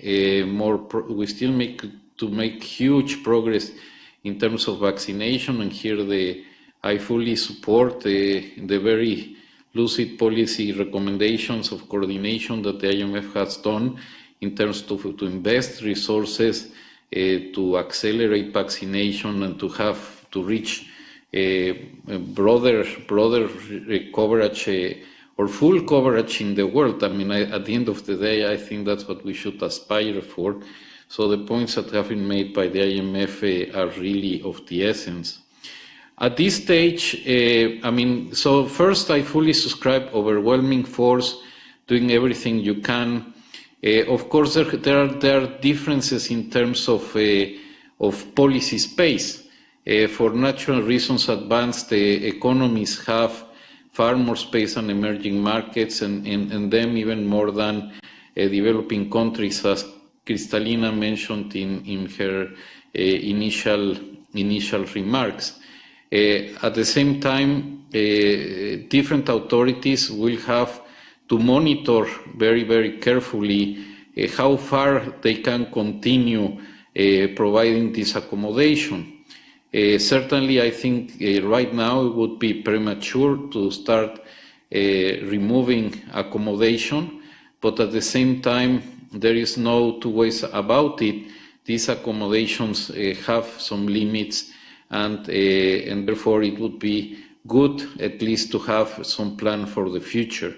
I certainly don't think that we're at the point where we can say that excessive policy response was there.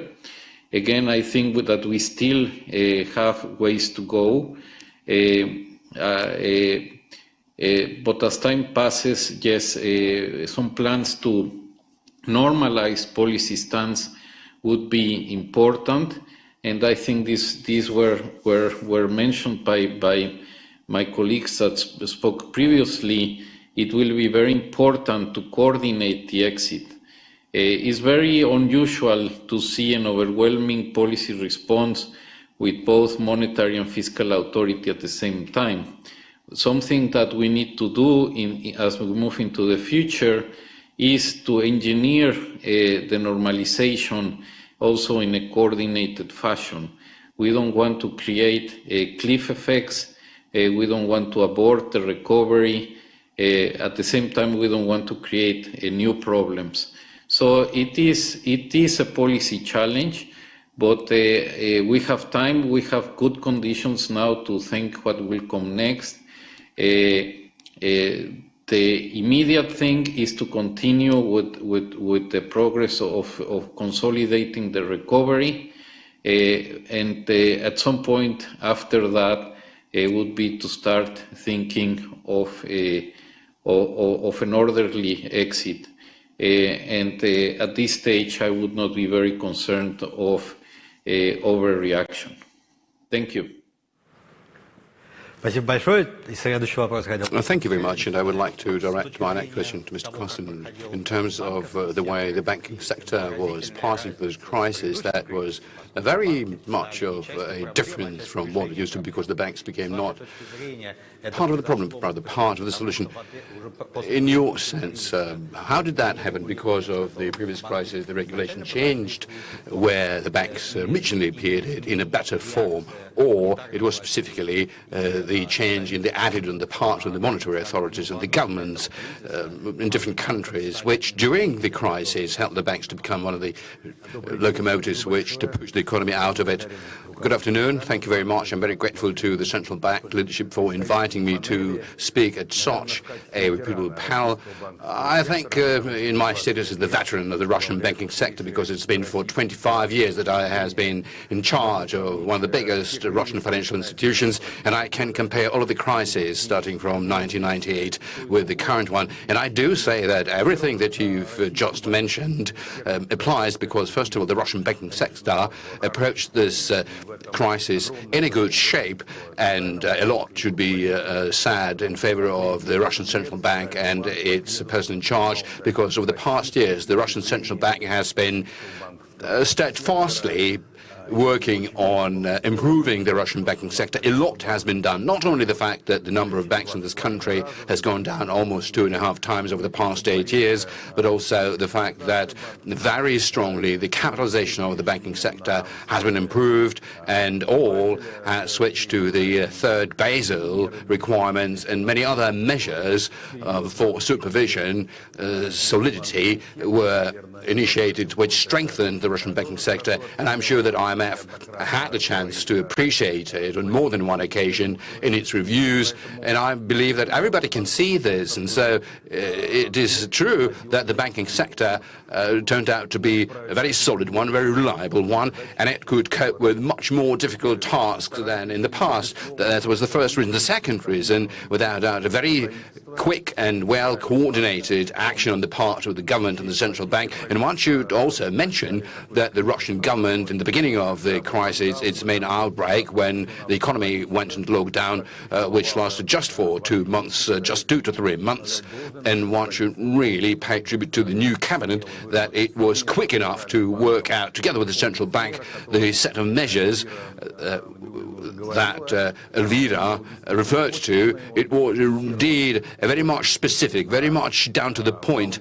and focused upon the small and medium businesses, upon households. And one should also mention that apart from the government support, the banks on their own pursued a huge kind of an effort to offer loan holidays, and most of the loans specifically have been granted following the kind of recipes and the kind of terms that the banks originally proposed to their clients. And different banks organize the models in different ways, because the most dangerous thing for the bank is when interests are not being paid. So the banks try to avoid falling into such a difficulty. They offered delays and postponements, and so in a lot of ways such restructuring ran in parallel with the government incentives, and it took shape upon the kind of ideas that the banks themselves amassed. So these were large-scale restructuring efforts, and one should say that quite quickly both the business and the households went back to the original repayment schedule. And generally speaking, the banking sector in this country during the hottest pandemic period in 2020 really didn't lose much of a profit compared to 2018, 2019. I would say that the profit level almost remained at the same level, as well as the pace of growth was more than 16% in the banking sector. We didn't notice any crisis decline, specifically in the development of the banking institutions, although the domestic gross domestic product shrunk by about 3%. The third very important reason is that this crisis was a special one, and maybe it remains a special one because the pandemic didn't leave, but the root root of this crisis was not in the global economy or in the Russian economy and not in the financial sector, as opposed to the very same subprime. I mean, the economy when the pandemic broke out was in a good state and it was quite healthy. And so the crisis happened because of the lockdown, because in an administrative way the borders were closed, the society, the communities were separated, and because of that the economic problems ensued as well as the financial problems erupted. But as soon as the lockdowns started being eased, the economy very quickly started recovering. And so already this year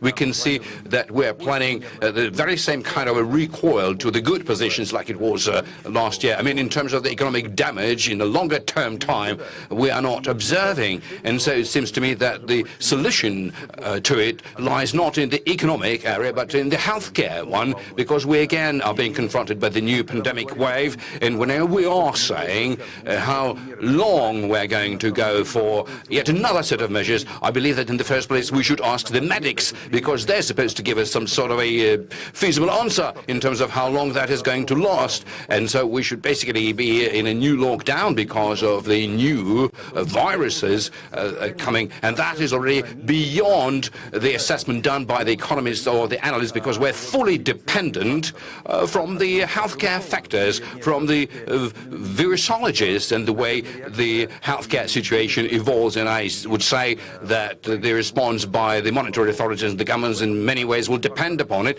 and that creates a lot of unpredictabilities. But today, generally speaking, our plans, and we expect that this year overall, if there aren't any substantive changes, we will pass successfully, and we are expecting to post record profit by the banking sector. And so in this sense, recalling 4 previous crises in my memory, this one is the easiest, but we're not yet out of this process and we don't know what's in store for us. So it is important to take into account whenever we talk about the results of the crisis, but quite possibly it is not yet over. Oh yes, thank you very much. We don't have too much time left, so I would really like to very briefly get some answers which is directly related to what just Mr. Kostin mentioned. But what do you think about the current situation? I mean, that the worst is behind us. I mean, and from recovering from the crisis, we are sort of switching into the normal kind of policy making. All the policy is being changed right now, but it attains an unusual, not a normal kind of policy, which is will be helping us to get out of the crisis. So I suggest that the Kristallinis will be the first ones to follow the same kind of route. We are in a very unusual space in terms of economic policy, because vaccine policy this year, possibly next year, is economic policy, and it may be even more important than monetary and fiscal policy in terms of driving an exit from this crisis. And this is why from the IMF we are prioritizing global response, aiming to vaccinate 40% of the world's population by the end of this year, 60% by mid-next year. Why these percentages? Because this is when we see a rebound in the economy in countries that have done it.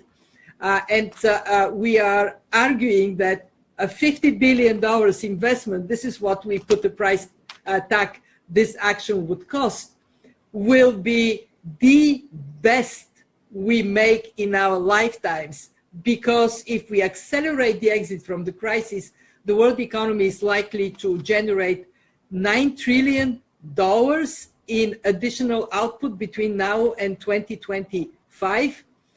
So that is, to my mind, this is where we have to zero in on cooperation to get that done. And let me say, one thing of what worries me, what I lose sleep. In March it was, are we going to see a collapse? Now it is this very dangerous divergence we see with countries, mostly advanced economies, some emerging markets, coming out of this crisis, growing quite rapidly, and the rest of the world falling behind. Why is this very dangerous for everybody? One, we have to track a pandemic, and that means we retain a breeding ground for mutations to ricochet in the rest of the world. But secondly, because if we see accelerated growth, let's take the United States, for example, that leads to accelerated exit from this accommodative monetary policy, interest rates up, possibly the dollar up, while the rest of the emerging markets, or big part of the emerging markets in developing world, are not exiting, then for countries with a high level of dollar-denominated debt, this can be a hold back with a major force, putting a risk the global recovery, not only the recovery in these countries. So I would argue very strongly for continuing with international cooperation. I want to praise Lesetche. He didn't say it, but he was the chair of IMFC during the depth of this crisis. And the example we set of working together, we have to continue to follow. We now are going to issue special drawing rights, the largest in the history of the IMF new allocation. Lesetche was there when we started work on it. That kind of using the strength of the collective to help those falling behind is a must if we are to recover faster for the benefit of everyone. Thank you very much, Naseti. Again, as I mentioned, the kind of important role that you played. So, in your mind, where are we right now, and what kind of measures need to be taken as soon as possible? Well, we are still in the middle of the pandemic. What has been vaccinated had been people in the advanced economies. The emerging economies are, people are still not vaccinated in the main. And my worry is that unless we achieve global community immunity, you are going to have new variants emerging. And as we have seen, even in the countries where vaccination has taken place, these new variants rear their head there. And so it just struck me that we were faced with a global pandemic, and yet when it came to vaccines, the responses were very much domestic, instead of saying that we have got a global problem here. Secondly is that Kristalina had heard me make this point, and I didn't want to make it today, but because she is prompting me, I will have to make it, that getting into the during the global financial crisis, we all complained that the IMF was not well resourced to face that we decided to go temporary. And my plea throughout this crisis was, wait, are you going to wait for another crisis before you realize that the IMF needed permanent resources? It looks like finally the message resonated that we actually need an IMF that is well resourced. If you are going to be doing global coordination, you need well-resourced institutions that are positioned to do global coordination, to be at the center of that. And from a regulatory perspective, I think that both the BIS and the FSB did an excellent job much earlier on, taking stock, giving guidance about what regulatory buffers could be released and so forth, and that when we exit, it's going to be important that that coordination takes place, because if we exit in a non-coordinated manner, we might actually introduce risks to the system. And then lastly is that the exit from these extraordinary measures that we have taken. These have been wartime measures, but the war is not about over. The virus is still very much here with us, and that we cannot even say it will be out in 12 months or in or 15 months or whatever. We have got to be state dependent. We have got to see where we are with the virus, where is the global economy, so that the exit could actually take place in a more meaningful manner. And I know these things are easier said than done, because we have got a global economy, but we do not have a global government. But do you know what? We are part of the same planet, and we better act in tandem to get this thing going.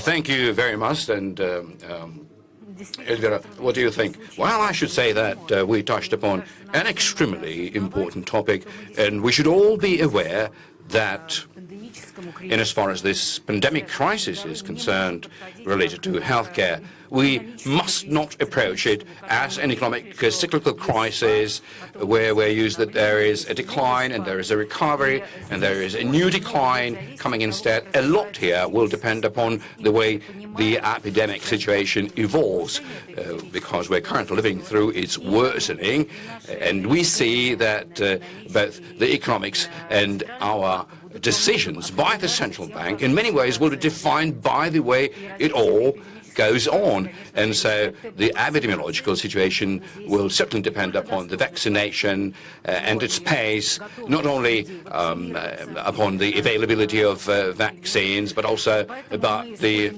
public awareness of the need to be vaccinated and the good that it will do. But speaking about the current day, we see that the Russian economy has almost recovered, but there was quite a quick recoil from it. It was an unusual crisis. When the restrictions were lifted, the demand very quickly rebounded, and so during that phase, to a certain extent, we have been caught up by the negative consequences of those very necessary decisions which were made last year. I mean, the accommodative monetary policy as well as the soft fiscal policy. In many countries, inflation is growing, and we must understand that there is a risk of these consequences continuing to remain alongside the risks related to the epidemic situation remaining, and that creates a new set of terms and conditions that we would need to account for. Another important aspect, a lot has been said here about the good benefit in the international cooperation. It is true that we have passed through the global economic crisis, and we learned to act in unison with respect to the global economic crisis. A lot is being done as part of the G20, but currently this is the global pandemic crisis, which calls for very close cooperation in terms of the financial and economic measures, bearing in mind and accounting for the financial policies in various other jurisdictions, as well as the global healthcare, the pace of vaccination, it's the availability of vaccine. And Kristalin was absolutely right when she said that there might be quite a difference in between different countries, and it will all impact all of us effectively. Thank you. Augustine, a similar question to you. Do you see a greater danger that the anti-crisis measures are going to be, suspended too soon or too slow? No, as I mentioned, I think that by and large they will be calibrated appropriately. So far, the conduction of policy has been very, very, very accurate. I just would add a comment to what has been said. I already commented on the speed of the adjustment and the exit. I think that we tend to focus too much on fiscal and monetary policy for restarting accelerated growth on a sustainable basis. As we all have mentioned already, fiscal and monetary policy, so far the response has been exemplary, but we all recognize that in the medium term they have limits. What we need is to start engineering today higher growth. And for that, I think that we should not forget the importance of structural reforms. This is also very important because the slowdown has also accelerated many other changes in the economies, and that will could generate some issues in terms of growth. I mean, for example, we are not consuming in the same way as we used to consume in the past. Now the dependence on e-commerce, for example, is bigger. We don't know if we are going to travel in the same way as before. We don't know how the patterns of tourism will change into the future. We don't know how are we going to work in the future. Are we going to work more from home, from offices? How would this affect? I mean, all of this will affect dramatically the economy. And we have to start thinking about these issues. How are we going to prepare our economies for this new reality? And this is something that fiscal and monetary and regulatory policy cannot do. And in addition, even though, and as I already mentioned in my previous intervention, I 100% subscribe the effort that Kristalina is leading in terms of vaccination. We should not forget also to move forward faster in treatment. It is very likely that we will have to learn to live with this virus. And if we just manage to reduce dramatically the rate of fatality, or we can bring back to work people that get affected, the impact on the whole economy and on society in general will be far less. We rightly so concentrated in vaccination. Major successes has been there. But I think also, and I think there is a lot of potential, and there is also some showings out there that treatments could be speed up, can be generalized, and I think we should also move in that direction. Thank you so much.